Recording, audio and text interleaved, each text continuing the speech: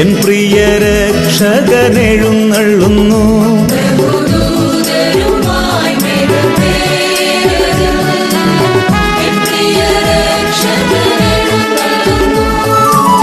സർവമിഴികളും ദർശിച്ചിടുമാ പ്രത്യക്ഷത N യേശു വരുമ്പോൾ.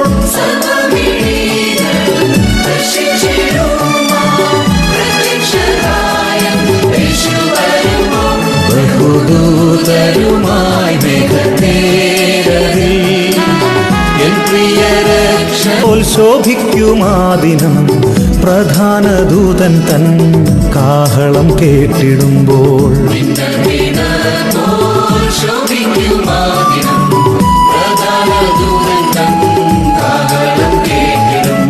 ശുദ്ധരിൻ ഗണമുയർക്കുമക്ഷയരായി മറുരൂപം പ്രാപിക്കും അന്നാളിൽ നാം.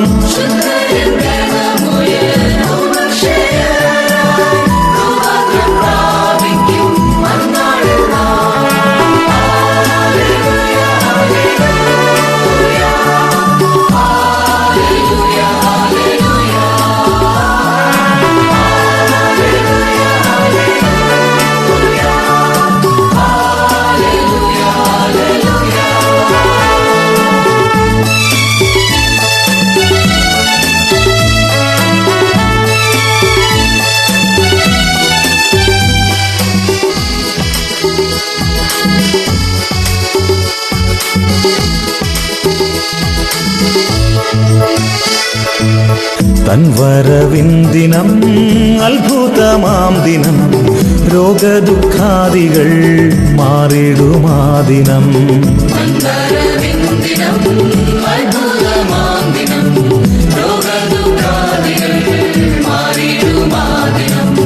നമുക്കായൊരുക്കിയ അത്ഭുത ഭവനം കർത്തൻ വരവിനായൊരുങ്ങിടുക.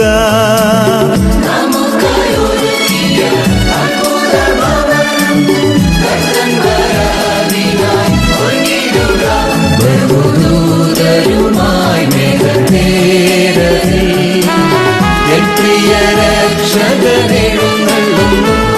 ബഹുദൂതരുമായി മേഘത്തേരതിൽ എൻ പ്രിയ രക്ഷകനെഴുന്നള്ളുന്നു. സർവമിഴികളും ദർശിച്ചിടുമാ പ്രത്യക്ഷത എൻ യേശു വരുമ്പോൾ.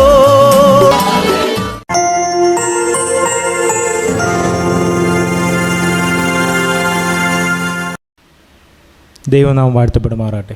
ഏവർക്കും ശബത്ത് ദിന ആശംസകൾ നേരുന്നു. ആലപ്പുഴ പത്തനംതിട്ട സെക്ഷൻ നടത്തിവരുന്ന ഓൺലൈൻ ശബത്ത് സ്കൂൾ ആരാധനയിലേക്ക് ഏവരെയും സ്വാഗതം ചെയ്യുന്നു. നമ്മുടെ ശബത്ത് സ്കൂൾ ആരാധനയുടെ ആരംഭമായി നമുക്ക് ഏവർക്കും ചേർന്ന് നമ്മുടെ സത്യപ്രതിഭ ഗാനങ്ങളിലെ 851 851 ഗാനം നമുക്ക് ഏവർക്കും ചേർന്ന് പാടാം.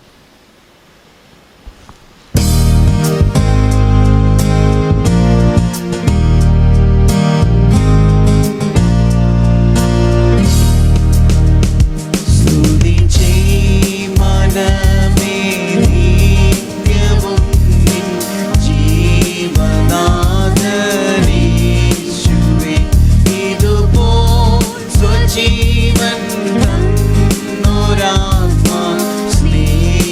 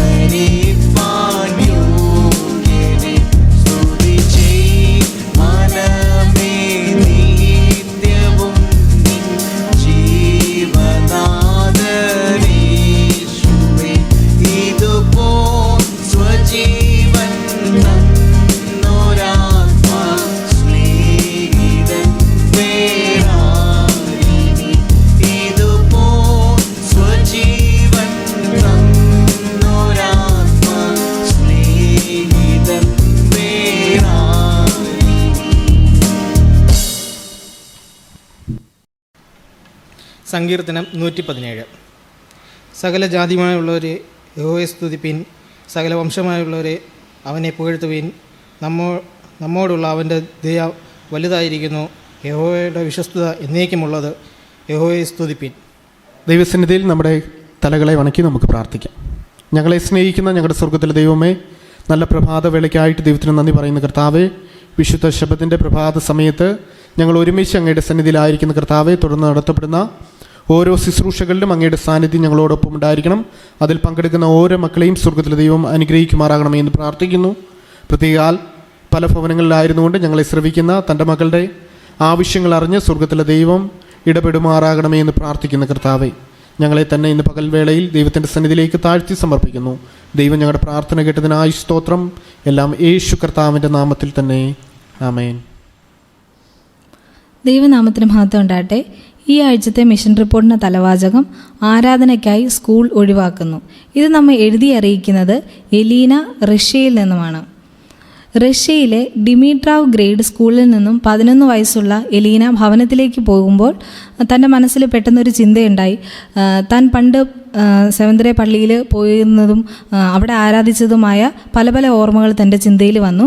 ഇങ്ങനെ ഓർമ്മ വന്നപ്പോൾ തനിക്ക് പെട്ടെന്ന് സങ്കടം തോന്നി. പെട്ടെന്ന് തന്നെ തൻ്റെ സെൽഫോൺ എടുത്ത് തൻ്റെ മാതാവിനെ വിളിച്ച് പറഞ്ഞു, അമ്മ ഓർക്കുന്നുണ്ടോ പണ്ട് നമ്മൾ ഒരുമിച്ച് പള്ളിയിൽ പോയത് എന്ന് ഈ പെൺകുട്ടി തൻ്റെ മാതാവിനോട് ചോദിച്ചു.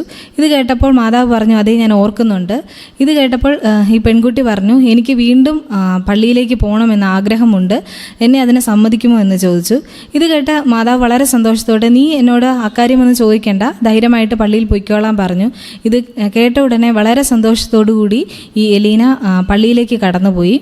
പള്ളിയിലേക്ക് ചെന്നപ്പോൾ അവിടെ ആരാധന ശുശ്രൂഷ നടന്നുകൊണ്ടിരിക്കുകയായിരുന്നു. പ്രസംഗ സമയത്താണ് ചെന്നിരുന്നത്.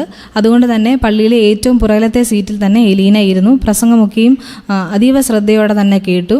എന്നാൽ ഈ എന്താണ് പ്രസംഗിച്ചതെന്നൊന്നും എലീനയ്ക്ക് അധികം മനസ്സിലായില്ല. എന്നാലും വളരെ ശ്രദ്ധയോടുകൂടി തന്നെ ആ പ്രസംഗം മുഴുവൻ ശ്രവിച്ചു. ഇതിനുശേഷം വളരെ സന്തോഷത്തോടെ അവിടെ കടന്നു വന്നിരിക്കുന്ന എല്ലാവരുമായിട്ട് എലീന സംസാരിക്കുകയും ചെയ്തു. അപ്പോൾ താൻ പണ്ട് തന്നെ ശവസ്കൂൾ പഠിപ്പിച്ച ടീച്ചറിനെയൊക്കെ കണ്ടു. അപ്പോൾ ആ ടീച്ചർ പറഞ്ഞു, വീണ്ടും ഈ ശവസ്കൂളിലേക്ക് കടന്നു വരണമെന്ന് പറഞ്ഞു. ഇത് കേട്ടപ്പോൾ എലീനയ്ക്ക് വളരെയധികം സന്തോഷം തോന്നി. എലീന വരാമെന്ന് പറഞ്ഞ് ആ ടീച്ചറിനോട് സംസാരിച്ചു. എലീന പണ്ട് ഈ ദേവാലയത്തിൽ കടന്നു വരുമായിരുന്നു. എന്നാൽ ഇപ്പോൾ കുറച്ച് നാളായിട്ട് ഈ ദേവാലയത്തിലേക്ക് കടന്നു വരികയോ ഇങ്ങനെയുള്ള ചിന്തകളൊന്നും എലീനയുടെ മനസ്സിൽ ഉണ്ടാകുകയോ ചെയ്തിരുന്നില്ല. അതിന് കാരണം തൻ്റെ മാതാപിതാക്കൾ ഡിവോഴ്സായിരുന്നു. അതുകൊണ്ട് തന്നെ ഇവർ കടന്നു വരുമ്പോൾ എന്തെങ്കിലും പ്രശ്നമുണ്ടാകുമോ എന്നൊക്കെ ഭയന്നിട്ട് ഇവർ രണ്ടുപേരും ഈ പള്ളിയിലേക്ക് കടന്നു വന്നിരുന്നില്ല. അങ്ങനെ ഇരിക്കുമ്പോഴാണ് എലീനയ്ക്ക് ഇങ്ങനെ മനസ്സിലൊരു ചിന്തയുണ്ടായി. ആ ചിന്തയുടെ കാരണം എന്താണെന്നൊന്നും എലീനയ്ക്ക് അറിയത്തില്ല. എലീനയ്ക്ക് എല്ലാ ദിവസവും തിങ്കൾ മുതൽ ശനി വരെയുള്ള ദിവസങ്ങളിൽ സ്കൂളിൽ പോകണം. അതുകൊണ്ട് തന്നെ ശവസ്കൂൾ ആരാധനയിൽ പങ്കുചേരാനൊന്നും എലീനയ്ക്ക് സാധിച്ചിരുന്നില്ല. ഇത് വളരെ സങ്കടകരമായ ഒരവസ്ഥയായിരുന്നു എലീന നേരിട്ടുകൊണ്ടിരുന്നതെങ്കിലും എലീന ദൈവത്തോട് ഇങ്ങനെ പ്രാർത്ഥിച്ചുകൊണ്ടിരുന്നു. അങ്ങനെ എന്നാലും എലീനയ്ക്ക് ഈ പള്ളിയിൽ കടന്നു പോകാൻ വളരെയധികം ആഗ്രഹമായിരുന്നു. അതുകൊണ്ട് തന്നെ സ്കൂളൊക്കെയും കട്ട് ചെയ്തിട്ട് കിട്ടുന്ന മാക്സിമം നേരത്തെ തന്നെ പള്ളിയിലെത്താൻ എലീന ശ്രമിക്കുമായിരുന്നു. പതിവായി അങ്ങനെ ദേവാലയത്തിൽ പോകാനും എലീന വളരെയധികം ആഗ്രഹിച്ചു. അതുകൊണ്ട് തന്നെ എലീന സ്കിപ്പിംഗ് ക്ലാസ്സിന് ചേർന്നു. അങ്ങനെ ക്ലാസ് കട്ട് ചെയ്തിട്ട് ശബദാരാധനയിൽ പങ്കുചേരാൻ തുടങ്ങി. എലീനയ്ക്കൊരു സഹോദരനുണ്ട്. സഹോദരൻ്റെ പേര് ഒസ്കാനിക് എന്നാണ്. അദ്ദേഹത്തിന് 13 വയസ്സാണുള്ളത്. അദ്ദേഹത്തെ കൂട്ടി എലീന പള്ളിയിൽ പോകാൻ തുടങ്ങിയപ്പോൾ എലീനയുടെ മാതാവും അതിനെ സമ്മതിച്ചു. അങ്ങനെ അവർ 3 പേരും കൂടി പള്ളിയിൽ ചെന്നു. എന്നാൽ പള്ളിയിലെത്തിയപ്പോൾ അവിടുത്തെ കുട്ടികളുടെ എണ്ണം വളരെ കുറഞ്ഞിരിക്കുന്നത് കണ്ടു. അത് കണ്ടപ്പോൾ എലീനയ്ക്ക് ഭയങ്കര സങ്കടം തോന്നി. അങ്ങനെ പിറ്റേ ആഴ്ച തൊട്ട് എലീനയുടെ മാതാവ് ഈ പള്ളിയിലേക്ക് കടന്നു വന്നില്ല. അങ്ങനെ ഇവർ കുറച്ച് നാളത്തേന് വീണ്ടും വരാതെയായി. എന്നാൽ ശവസ്കൂൾ ആരാധനയിലുള്ള അവിടുത്തെ ആ ചർച്ചിലെ അംഗങ്ങളൊക്കെ വളരെ പ്രോത്സാഹിപ്പിച്ചുകൊണ്ടിരുന്നു എലീനയെ.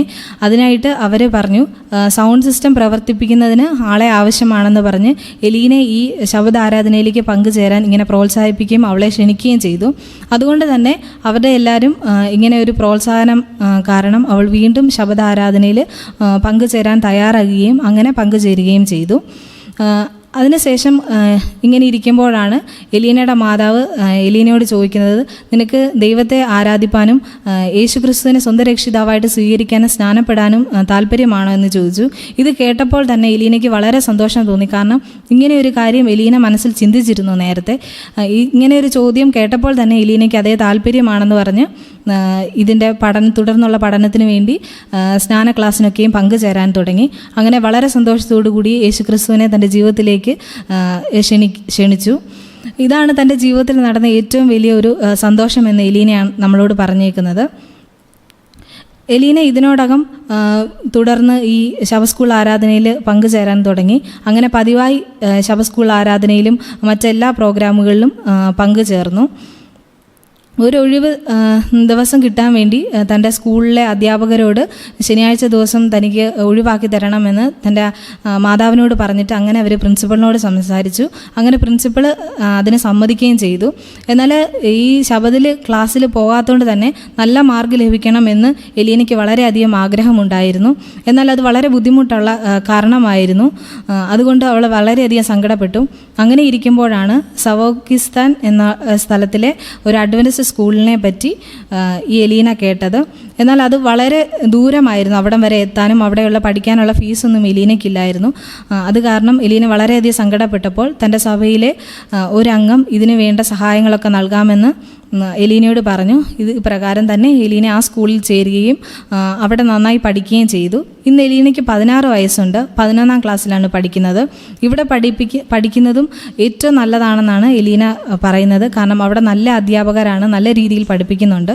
അതുകൊണ്ട് തന്നെ ഈ ക്വാർട്ടറിലെ ഒരു ഭാഗം സവോസ്കി എന്ന് പറയുന്ന ഈ സ്കൂൾ അനേകം കെട്ടിടങ്ങൾ ആവശ്യമാണ്. അതുകൊണ്ട് തന്നെ സ്കൂൾ കെട്ടിടങ്ങളും സ്കൂൾ മുറികളും പണിയുവാൻ ഈ ക്വാർട്ടറിലെ 13ാം വാരക്കാണിക്കയുടെ ഒരു ഭാഗം ആവശ്യപ്പെട്ടുകൊണ്ട് ഈ ആഴ്ചത്തെ മിഷൻ റിപ്പോർട്ടിൽ നിന്ന് വിരമിക്കുന്നു. ദൈവം നമ്മെ അനുഗ്രഹിക്കട്ടെ.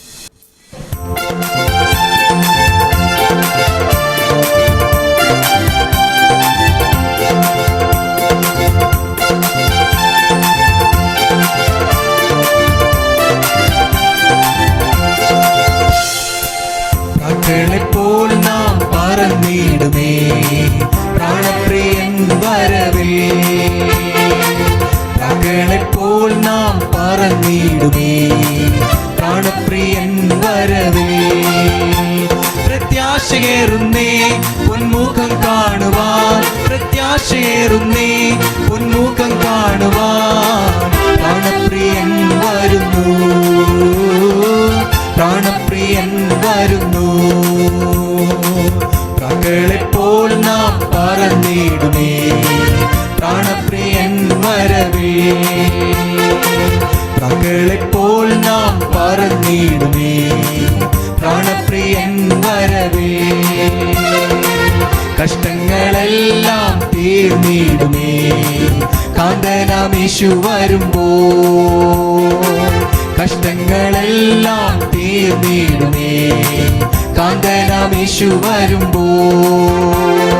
കാത്തിരുന്നിടാം ആത്മബലം ധരിക്കാം, കാത്തിരുന്നിടാം ആത്മബലം ധരിക്കാം.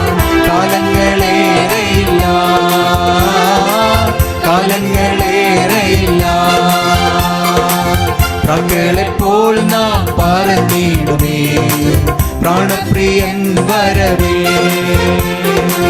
പ്രാക്കളെപ്പോൾ നാം പറന്നിടുമേ പ്രാണപ്രിയൻ വരവേ. യുദ്ധങ്ങൾ ക്ഷാമങ്ങളേറിടുമ്പോ ഭാരപ്പെടേണ്ടതുണ്ടോ? യുദ്ധങ്ങൾ ക്ഷാമങ്ങളേറിടുമ്പോ ഭാരപ്പെടേണ്ടതുണ്ടോ? കാഹളം ധ്വനിക്കും വാനിൽ മണവാളൻ വരും, കാഹളം ധ്വനിക്കും വാനിൽ മണവാളൻ വരും. വിശുദ്ധിയോടൊരുങ്ങി നിൽക്കാം, വിശുദ്ധിയോടൊരുങ്ങി നിൽക്കാം. ഞങ്ങളെപ്പോൾ നാം പറന്നിടുമേ പ്രാണപ്രിയൻ വരവേ. മക്കളെപ്പോൾ നാം പറന്നിടുമേ പ്രാണപ്രിയൻ വരവേ.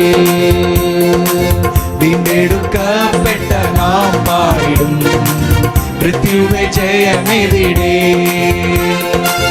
വീണ്ടെടുക്കപ്പെട്ട നാം പാടിടും മൃത്യുവെ ജയമെവിടെ.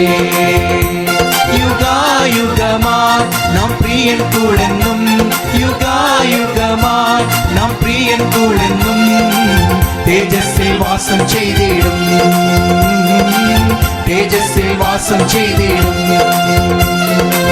പ്രാക്കളെപ്പോൾ നാം പറന്നിടുമേ പ്രാണപ്രിയൻ വരവേ. പ്രാക്കളെപ്പോൾ നാം പറന്നിടുമേ പ്രാണപ്രിയൻ വരവേ.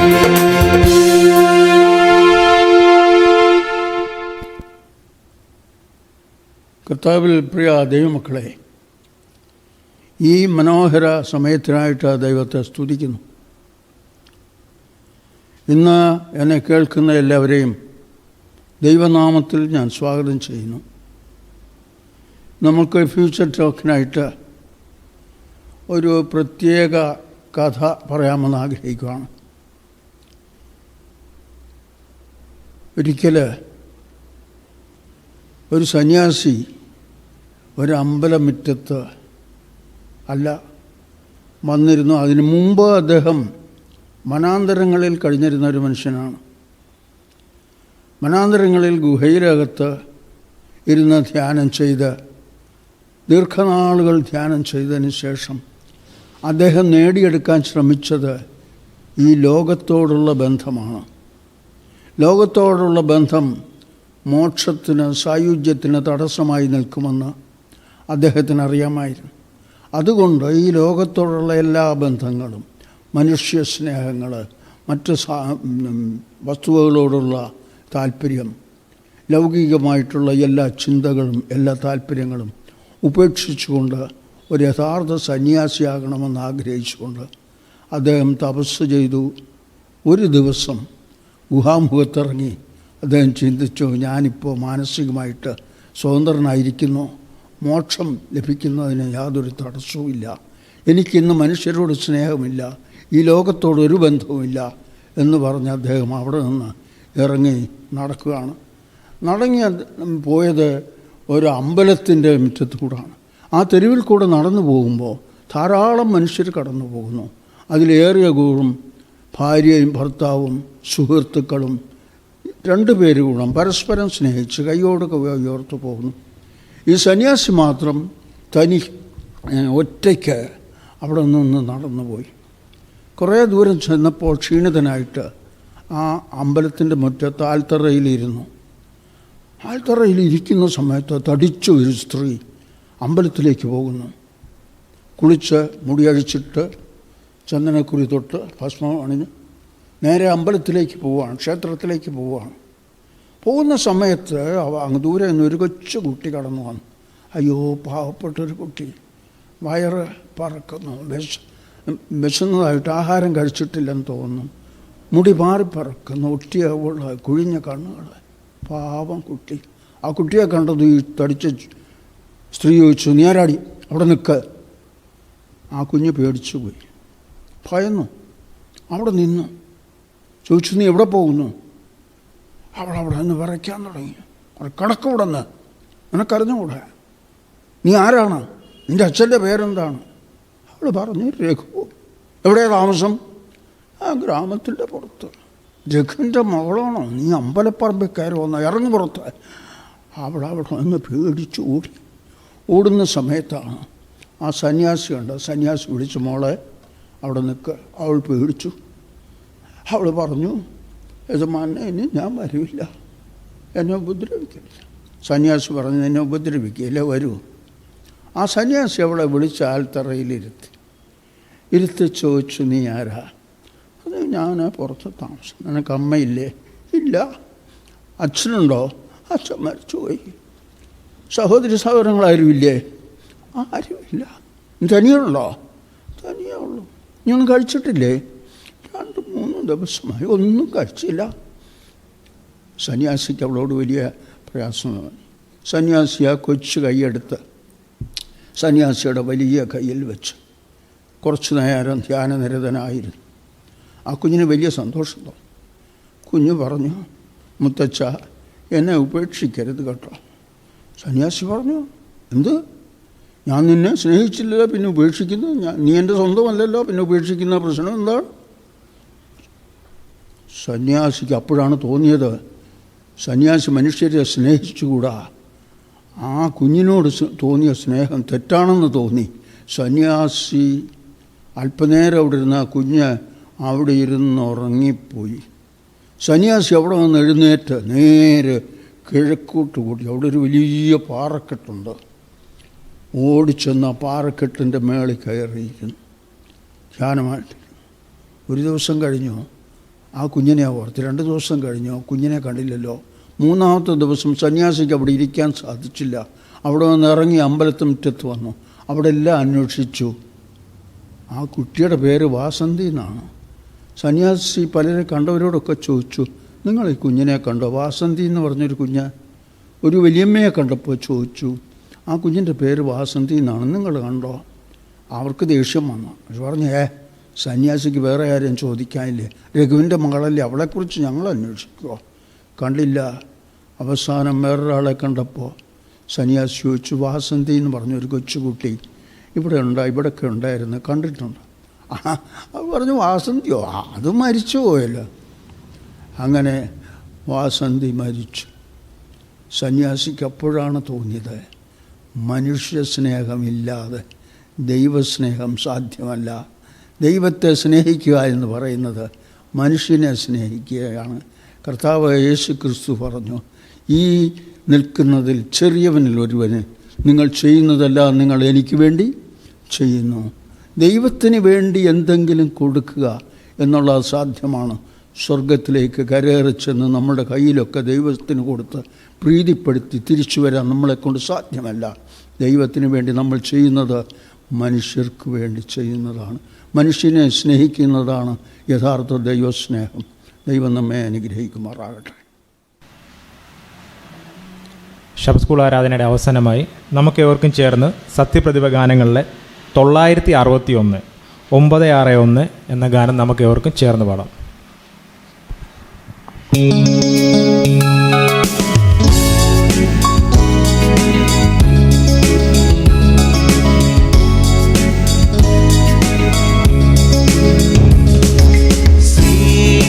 നാമം അതിശയനാമം ഏഴേനിക്കുംബനാമം ശ്രീയേശുനാമം അതിശയനാമം ഏഴേനിക്കുംബനാമം പാപപരിഹാരാർത്ഥം പാദകരെ തേടി പാരിടത്തിൽ വന്ന നാമം പരിഹാരഹത്തം പാദകരെ തേടി പാരിടത്തിൽ വന്ന നാമം പാപമറ്റ ജീവിതത്തിൽ മാതൃകയെ കാട്ടിത്തന്ന പാവനമ പുണ്യനാമം പാപമറ്റ ജീവിതത്തിൽ മാതൃകയെ കാട്ടിത്തന്ന പാവനമ പുണ്യനാമം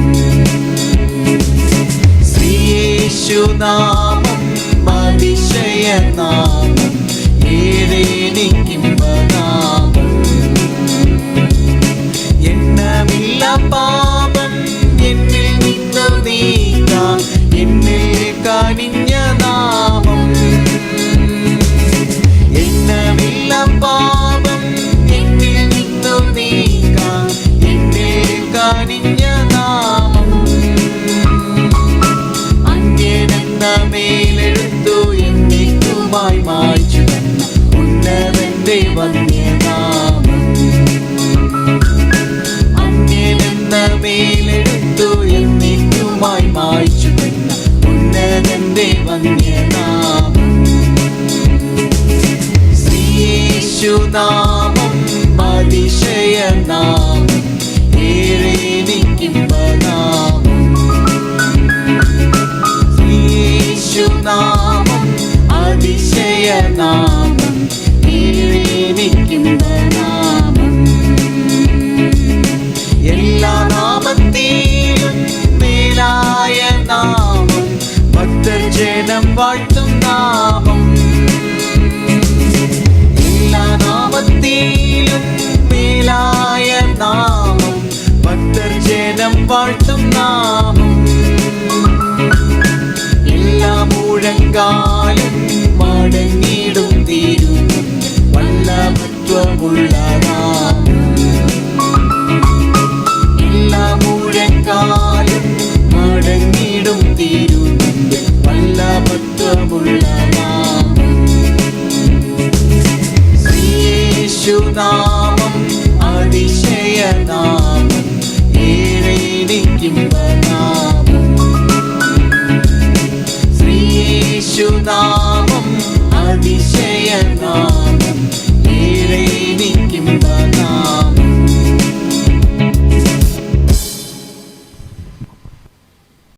നമുക്ക് പ്രാർത്ഥിക്കാം.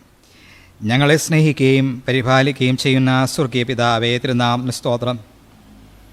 കർത്താവേ, ഇന്ന് ഈ ശാബത്ത് സ്കൂൾ ശുശ്രൂഷയിൽ പങ്കുകൊണ്ട എല്ലാ ദൈവമക്കളെയും അവിടുന്ന് അനുഗ്രഹിക്കണമേ. അങ്ങയുടെ സാന്നിധ്യവരോട് കൂടിയിരുന്ന കൂടുതലായി അവിടുന്ന് ബലം പകരുമാറാകണം പ്രാർത്ഥിക്കുന്നു.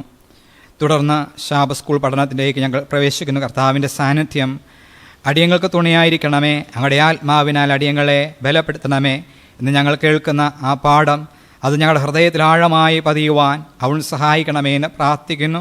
പാഠം പഠിപ്പിക്കുന്നവരെ അനുഗ്രഹിക്കണമേ. അങ്ങയുടെ ആത്മാവിൻ്റെ നിറവ് അവിടുന്ന് നൽകണമേ എന്ന് പ്രാർത്ഥിക്കുന്നു. ഇത്രത്തോളം ഞങ്ങളെ ബലപ്പെടുത്തി തുടർന്നും അങ്ങയുടെ സാന്നിധ്യം അടിയങ്ങൾക്ക് തുണയായിരിക്കണമേ. എല്ലാം യേശു മൂലം താഴ്മയായി ചോദിക്കുന്നു.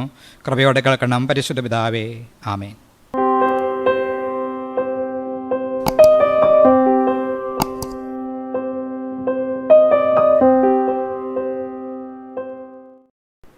ദൈവത്തിൻ്റെ അതിപരിശുദ്ധ നാമം വാഴ്ത്തപ്പെടുമാറാകട്ടെ. Happy Sabbath. വീണ്ടും ഒരു വിശുദ്ധ ദിവസം കൂടെ ദൈവസന്നിധിയിലായിരിക്കാൻ തക്കവണ്ണം ദൈവം നമ്മളെ സഹായിച്ചിരിക്കുകയാണ്. ഈ ക്വാർട്ടറിൽ നാം പഠിച്ചുകൊണ്ടിരിക്കുന്നത് യെശയ്യാ പ്രവചനത്തിലെ പാഠഭാഗങ്ങളാണ്. ഈ ആഴ്ചയിലെ നമ്മുടെ പാഠം 7ാമത്തെ നമ്മുടെ ലെസണാണ്. അശൂര്യരുടെ പരാജയം, ഡിഫീറ്റ് ഓഫ് ദ അസീറിയൻസ്. യെശയ്യാവ് 36, 37, 38, 39 അധ്യായങ്ങളാണ് നമ്മുടെ പാഠ്യവിഷയം. ഈ പാഠഭാഗത്ത് യെശയ്യാ പ്രവചനം ഈ അധ്യായങ്ങളിൽ പറയുന്ന അതേ കാര്യങ്ങളാണ് 2 രാജാക്കന്മാർ 18, 19, 20 അതുപോലെ 2 ദിനവൃത്താന്തത്തിലും പറയുന്ന കാര്യങ്ങൾ. അശൂര്യരുടെ പരാജയം. നമ്മുടെ പാഠം തുടങ്ങുന്നതിന് മുമ്പ് നമുക്കൊരു വാക്ക് പ്രാർത്ഥിക്കാം. സ്നേഹവാനും പരിശുദ്ധനുമാകുന്ന ഞങ്ങളുടെ ദൈവമേ, സ്വർഗ്ഗസ്ഥ പിതാവേ, ഈ സമയത്തിനായി നന്ദിയോടെ സ്തോത്രം ചെയ്യുന്നു.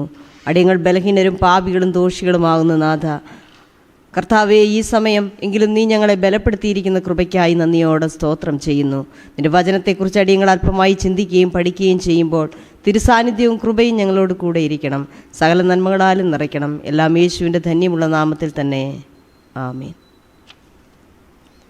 അശൂര്യരുടെ പരാജയം. ഇവിടെ നമ്മൾ അറിയണം ആരാണ് ഈ അശൂര്യർ അഥവാ അസീറിയൻസ്.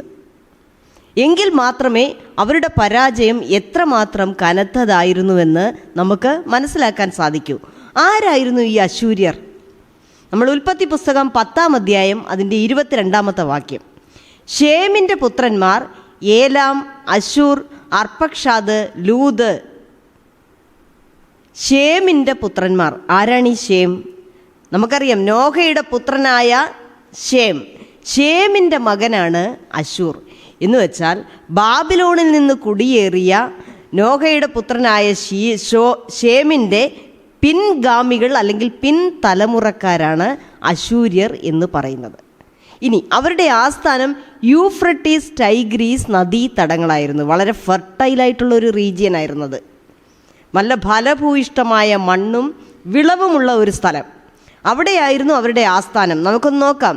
ഉൽപ്പത്തി 10-ാം അധ്യായം അതിൻ്റെ 11, 12 വാക്യങ്ങൾ. ആ ദേശത്തു നിന്നും അശൂർ പുറപ്പെട്ട് നിനവേ, രഹോബത്ത് പട്ടണം, കാലഹ്, നിനവേയ്ക്കും കാലഹിനും മധ്യേ മഹാനഗരമായ രേസൻ എന്നിവ പണിതു. അവരുടെ ആസ്ഥാനം എന്ന് പറയുന്നത് അശൂർ അവരുടെ ആദ്യകാല തലസ്ഥാനമായിരുന്നു. Old Assyrian എംപയറിൻ്റെ തലസ്ഥാനമായിരുന്നു അശൂര്. കാലഹും അവരുടെ തലസ്ഥാനമായിരുന്നു. അതിനുശേഷം സെൻഖെരിബിൻ്റെ കാലത്താണ് നിനവേ അവരുടെ ആസ്ഥാനമായി മാറിയത്. അശൂര്യരുടെ ഉദയകാലം അല്ലെങ്കിൽ അവർ ചരിത്രത്തിൽ അറിയപ്പെടാൻ തുടങ്ങുന്നത് എന്ന് പറയുന്നത് 1270 BC-യിലാണ്. പിന്നീട് ഒരു 700 വർഷക്കാലം പുരാതന ലോകത്തെ ഒരു വൻ സാമ്രാജ്യ ശക്തിയായി അവർ മാറി. അവരുടെ സുവർണ കാലമെന്ന് പറയുന്നത് BC 9-ാം നൂറ്റാണ്ട് മുതൽ 7-ാം നൂറ്റാണ്ട് വരെയാണ്. അതായത് ബൈബിളിൽ ഈ കാലഘട്ടത്തിനിടയിൽ പറയുന്ന രാജാക്കന്മാരെ കുറിച്ച് ബൈബിളിൽ വ്യക്തമായ പരാമർശമുണ്ട്. തഗ്ലിത്ത് പിൻസ്ലേറ്റർ, ഷൽമനൈസർ, അതുപോലെ തന്നെ സർഗോൺ II, സെൻഗരിബ്, ഇങ്ങനെയുള്ള ചില രാജാക്കന്മാരെക്കുറിച്ച് പരാമർശിക്കുന്നുണ്ട്. ഈ അസീറിയക്കാർ അവർ തൊട്ടടുത്ത് കിടക്കുന്ന പ്രദേശങ്ങളെ എല്ലാം പിടിച്ചടക്കിയിരുന്നവരാണ്. അവർക്കൊരു വ്യക്തമായ പോളിസി ഉണ്ടായിരുന്നു. അതായത് മറ്റ് സ്ഥലങ്ങൾ ക്യാപ്ചർ ചെയ്യുമ്പോൾ, പിടിച്ചടക്കുമ്പോൾ അവരോട് എങ്ങനെയാണ് പെരുമാറേണ്ടത് എന്നതിന് വ്യക്തമായ ഒരു നയം അവർ ഉണ്ടാക്കി വെച്ചിട്ടുണ്ടായിരുന്നു. അതിലൊന്നായിരുന്നു അവർ കീഴടക്കുന്ന രാജ്യങ്ങളിലെ ജനങ്ങളെ മറ്റു പ്രദേശങ്ങളിലേക്ക് കൊണ്ടുപോയി മാറ്റി പാർപ്പിക്കുമായിരുന്നു. അതെന്തുകൊണ്ടാണ്? അവരൊരിക്കലും പിന്നീട് ഒരുമിച്ച് ചേരരുത്. അങ്ങനെ മാറ്റി ഛിന്ന ഭിന്നമാക്കി പാർപ്പിക്കുന്നത് വഴി അവരുടെ സ്വദേശ സ്നേഹം ഇല്ലാതാക്കുക, ഒരിക്കൽ കൂടി അവർ ഒന്നിച്ചു ചേർന്ന് ഇവർക്കെതിരെ ഒരു പടയൊരുക്കം ഉണ്ടാക്കാനുള്ള ഒരു സന്ദർഭം ഇല്ലാതാക്കുക, ആ രാജ്യങ്ങളെ കൊള്ളയടിക്കുക, അവരിൽ നിന്ന് എന്ത് ചെയ്തു? നിങ്ങൾ ഞങ്ങളുടെ അടിമകളാണ്, അതുകൊണ്ട് നിങ്ങൾ കപ്പം കെട്ടണം, അവരിൽ നിന്ന് കപ്പപ്പണം വസൂലാക്കുക. ഇതൊക്കെയായിരുന്നു അസീറിയക്കാരുടെ രാഷ്ട്രീയപരമായ അല്ലെങ്കിൽ നയമെന്ന് പറയുന്നത്, മറ്റ് രാജ്യങ്ങളോടുണ്ടായിരുന്നത്. ഇനി സ്വഭാവത്തിൽ നോക്കുകയാണെങ്കിലോ വളരെ ക്രൂര മനോഭാവമുള്ള ഒരു ജനതയായിരുന്നു ഇവർ. അതേപോലെ തന്നെ ബുദ്ധിമാന്മാരുമായിരുന്നു. അതുകൊണ്ടാണ് ദൈവം യോനയോട് പറഞ്ഞു, നീ എന്ത് ചെയ്യണം? നിനവയിലേക്ക് പോകാൻ പറഞ്ഞു. നിനവയിലേക്ക് ഷൽമൻസർ 3-ാമൻ്റെ കാലത്താണ് നിനവയിലേക്ക് പോകാനായിട്ട് ദൈവം യോനയോട് പറയുന്നത്. അതായത് BC 783-നും 771-നും ഇടയിലുള്ള ഒരു കാലഘട്ടത്തിൽ. പക്ഷെ എന്ത് ചെയ്തു? നിനവയിലേക്ക് പോകാൻ പറഞ്ഞ യോന തർശീശിലേക്ക് പോയി. എന്തുകൊണ്ടാണ്? നിനവയിലെ ജനത്തിൻ്റെ ദുഷ്ടത അതായത് അസീറിയക്കാരുടെ ദുഷ്ടത സ്വർഗത്തോളം ചെന്നു. അപ്പം അവരുടെ ഇടയിലേക്ക് കടന്നു ചെല്ലാൻ, നിനവയിലേക്ക് പോകാനായിട്ട് യോന എന്ന പ്രവാചകന് ഭയമുണ്ടായിരുന്നു. അത്തരമൊരു ജനവിഭാഗമായിരുന്നു അവരാദ്യം പിടിച്ചടക്കിയത് ഇസ്രായേലായിരുന്നു. കാരണം അസീറിയൻ എംപയറിൻ്റെ ആ സുവർണ കാലം എന്ന് പറയുന്നത് ഇസ്രായേൽ 2ആയി പിളർന്നു. അവരെന്ത് ചെയ്തു? നോർത്തേൺ കിങ്ഡം ഓഫ് ഇസ്രായേലും വന്നു, അതുപോലെ യഹൂദയും വന്നു. ഇങ്ങനെ 2ആയി പിരിഞ്ഞു കഴിഞ്ഞപ്പോഴേക്കും എന്ത് ചെയ്തു? അശൂർ ആദ്യം പിടിച്ചടക്കിയത് ഇസ്രായേലായിരുന്നു. നമ്മൾ 2 രാജാക്കന്മാർ 18:9 പറയുന്നുണ്ട്, ഇസ്രായേൽ രാജാവായ ഹോശേയ രാജാവ് ഭരിച്ചിരുന്ന കാലത്താണ് ഷൽമനേസർ 4-ാമൻ്റെ കാലത്ത്, അതായത് BC 727-നും 722-നും ഇടയിലാണ് ഇസ്രായേൽ ആക്രമിക്കപ്പെടുന്നത്. ഇസ്രായേലിൻ്റെ തലസ്ഥാനമായ ശമരിയയെ അവർ ആദ്യം ഉപരോധിച്ചു. ഉപരോധ നടപടികൾ നടക്കുന്നതിനിടെ തന്നെ ഷൽമനേസർ 4-ാമൻ മരിക്കുകയും പുത്രനായ സർഗോൺ 2-ാമൻ രാജാവാവുകയും ചെയ്തു. 722 BC മുതൽ 705 കാലം വരെ. ഈ കാലത്തിനിടയിൽ ഈ ഉപരോധം കംപ്ലീറ്റ് ഇവർ പൂർത്തിയാക്കി. ഈ സർഗോൻ്റെ കാലത്താണ് ഇസ്രായേലിനെ പിടിച്ചടക്കി. അതുപോലെ തന്നെ എന്ത് ചെയ്തു? ഇസ്രായേലിലെ ആയിരക്കണക്കിന് പൗരന്മാരെ തടവുകാരായി പിടിച്ചോണ്ട് പോയി. എന്നിട്ട് എന്ത് ചെയ്തു? അശൂർ സാമ്രാജ്യത്തിൻ്റെ വിവിധ ഭാഗങ്ങളിലായിട്ട് അവരെ മാറ്റി പാർപ്പിച്ചു. അതുകൊണ്ടാണ് പിന്നീട് ഒരിക്കലും ഇസ്രായേൽ എന്ന രാഷ്ട്രം ഉദയം ചെയ്യാതിരുന്നത്. ഒന്നിച്ച് ചേരാനാവാത്ത വിധം ആ 10 ഗോത്രങ്ങളെയും അവർ ഭിന്നിപ്പിച്ചു. എന്തുകൊണ്ടാണ് ഇങ്ങനെ സംഭവിച്ചത്? എന്തുകൊണ്ടാണ് വീണ്ടും ഒരു ഒന്നിച്ചു ചേരലിന് അവർ സാധിക്കാതിരുന്നത്? അവർക്ക് നിങ്ങൾ ആലോചിച്ചിട്ടുണ്ടോ? ദൈവത്തിൻ്റെ ഹിതത്തിനെതിരായിട്ട് നിന്നുകൊണ്ട്, ദൈവകൽപ്പനയ്ക്കെതിരായിട്ട് നിന്നുകൊണ്ട് പ്രവർത്തിച്ചപ്പോൾ ദൈവം അവരെ ശിക്ഷിച്ചതായിരുന്നോ? അതോ ദൈവത്തിൻ്റെ നീതിയാണോ അവിടെ നടപ്പിലായത്? നമുക്കൊന്ന് നോക്കാം. 2 രാജാക്കന്മാർ 23-27. അവിടെ യഹൂദയ്ക്കൊരു താക്കീത് കൊടുക്കുകയാണ്.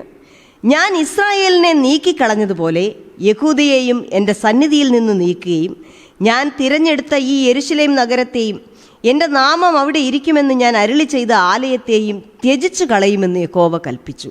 അതായത് നീ ഇസ്രായേലിനെ പോലെ നിൻ്റെ പിതാക്കന്മാരുടെ വാക്കനുസരിക്കാതെ വിഗ്രഹങ്ങളെ ആരാധിക്കുകയും പരസംഗം ചെയ്യുകയും ചെയ്ത് ജീവിച്ചാൽ ഇസ്രായേലിനെ അസീറിയക്കാരുടെ കയ്യിൽ ഏൽപ്പിച്ചതുപോലെ തന്നെ നിന്നെയും ഞാൻ എന്തു ചെയ്യും? പുറജാതികളുടെ കയ്യിൽ ഏൽപ്പിച്ച് ഇല്ലാതെയാക്കുമെന്ന് പറയുന്നു.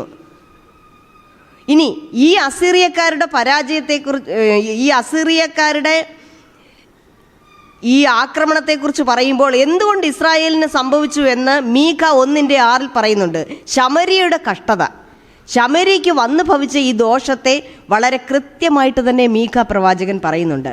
മീഖ 1:6 അതുകൊണ്ട് ശമര്യയെ വയലിലെ കൽക്കുന്ന് പോലെയും മുന്തിരിത്തോട്ടത്തിലെ നടുതല പോലെയുമാക്കും. നിങ്ങളൊന്ന് നോക്കിയേ, ഒന്നുമില്ലാതെ ആക്കുന്ന ഒരവസ്ഥ, അത് തന്നെയാണ് സംഭവിച്ചത്. ഇങ്ങനെ ഒരുപാട് രാജ്യങ്ങളെ കീഴടക്കി പ്രൗഢിയോടെ നിലനിന്നിരുന്ന അശൂർ സാമ്രാജ്യത്തിൻ്റെ നാശം, അവർ പൂർണ്ണമായി നശിച്ചതെന്ന് പറയുന്നത് BC 663 654 ഇടയിലുള്ള ജീവിച്ചിരുന്ന നഹൂം എന്ന പ്രവാചകൻ BC 607 നടന്ന ഈ സമ്പൂർണ്ണ അവരുടെ പരാജയത്തെക്കുറിച്ച് നേരത്തെ പ്രഖ്യാപിച്ചു. 150 വർഷങ്ങൾക്ക് മുമ്പേ പ്രഖ്യാപിച്ചു. നഹൂം 3 അതുപോലെ മറ്റൊന്നിൽ നഹൂം 3 17 മുതൽ 19 വരെയുള്ള വാക്യങ്ങളിൽ അത് പറയുന്നുണ്ട്. അങ്ങനെ നിന്നെ കാണുന്ന ഏവരും നിന്നെ വിട്ടോടി, നിന്നവേ ശൂന്യമായി കിടക്കുന്നു. അവളോട് സഹതാപം കാണിക്കും. ഞാൻ എവിടെ നിന്ന് നിനക്ക് ആശ്വാസകന്മാരെ അന്വേഷിക്കേണ്ടു എന്ന് പറയും. അശൂർ രാജാവേ, നിന്റെ ഇടയന്മാർ ഉറങ്ങുന്നു, നിന്റെ കുലീനന്മാർ വിശ്രമിച്ചു കിടക്കുന്നു. നിന്റെ ജനം പർവ്വതങ്ങളിൽ ചിതറിയിരിക്കുന്നു, അവരെ കൂട്ടിച്ചേർപ്പാൻ ആരുമില്ല. നിന്റെ കേടിന് ഉപശാന്തിയില്ല, നിന്റെ മുറിവ് വിഷമമാകുന്നു. നിന്റെ വർത്തമാനം കേൾക്കുന്ന ഏവർക്കും നിന്നെക്കുറിച്ച് കൈകൊട്ടും. ആരുടെ മേഖലാകുന്നു നിന്റെ ദുഷ്ടത ഇടവിടാതെ കവിഞ്ഞു വരുന്നത്. അപ്പോൾ ഒരു 1.5 നൂറ്റാണ്ട് മുമ്പ് തന്നെ അശൂർ സാമ്രാജ്യം നശിക്കുമെന്ന് നഹൂം പ്രവാചകൻ പ്രവചിച്ചത് വളരെ കൃത്യമായി തന്നെ സംഭവിച്ചു. ഇനി ഈ പാഠഭാഗത്ത് പറയുന്ന കാര്യങ്ങൾക്കെല്ലാം ചരിത്രപരമായ തെളിവുകളുണ്ട്.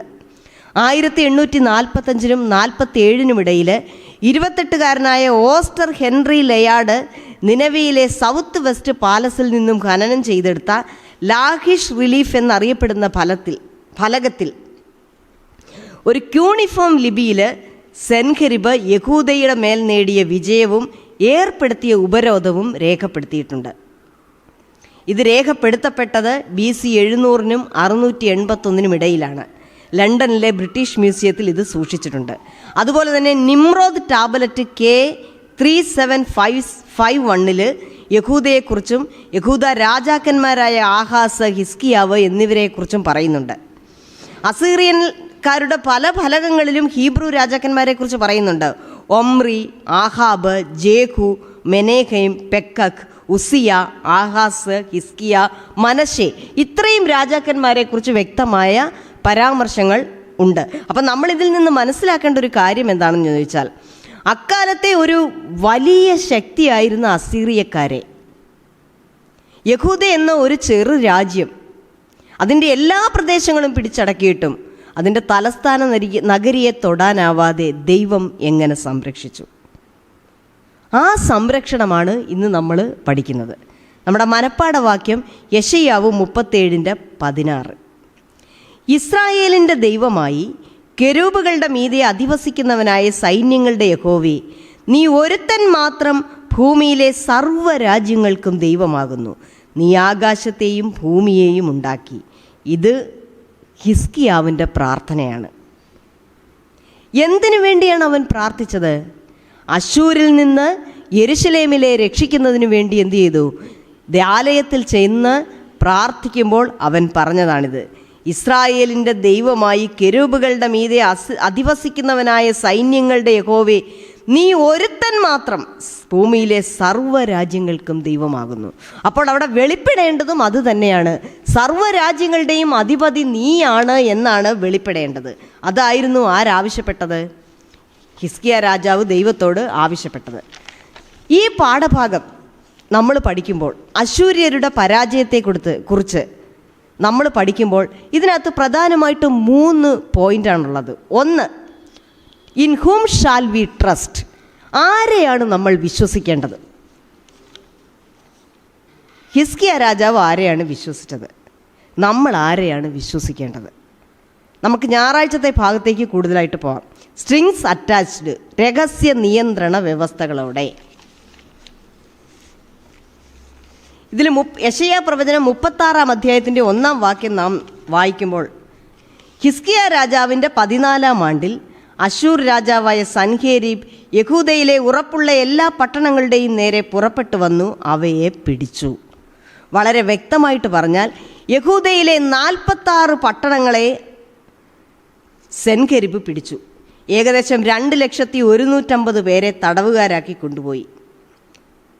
ഹിസ്കിയ രാജാവ് അശൂർ രാജാവിന് സംരക്ഷണ പണം കപ്പത്തിൻ്റെ രൂപത്തിൽ കൊടുക്കാൻ നിർബന്ധിതനായി. ഇതെങ്ങനെ സംഭവിച്ചു? അതിൻ്റെ പിന്നിൽ ഒരു ചരിത്രം കൂടിയുണ്ട്.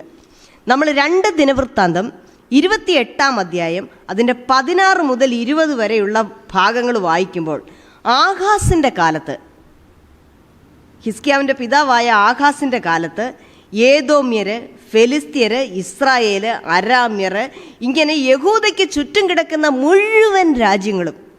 മുഴുവൻ നാട്ടുരാജ്യങ്ങളും എന്തു ചെയ്തു?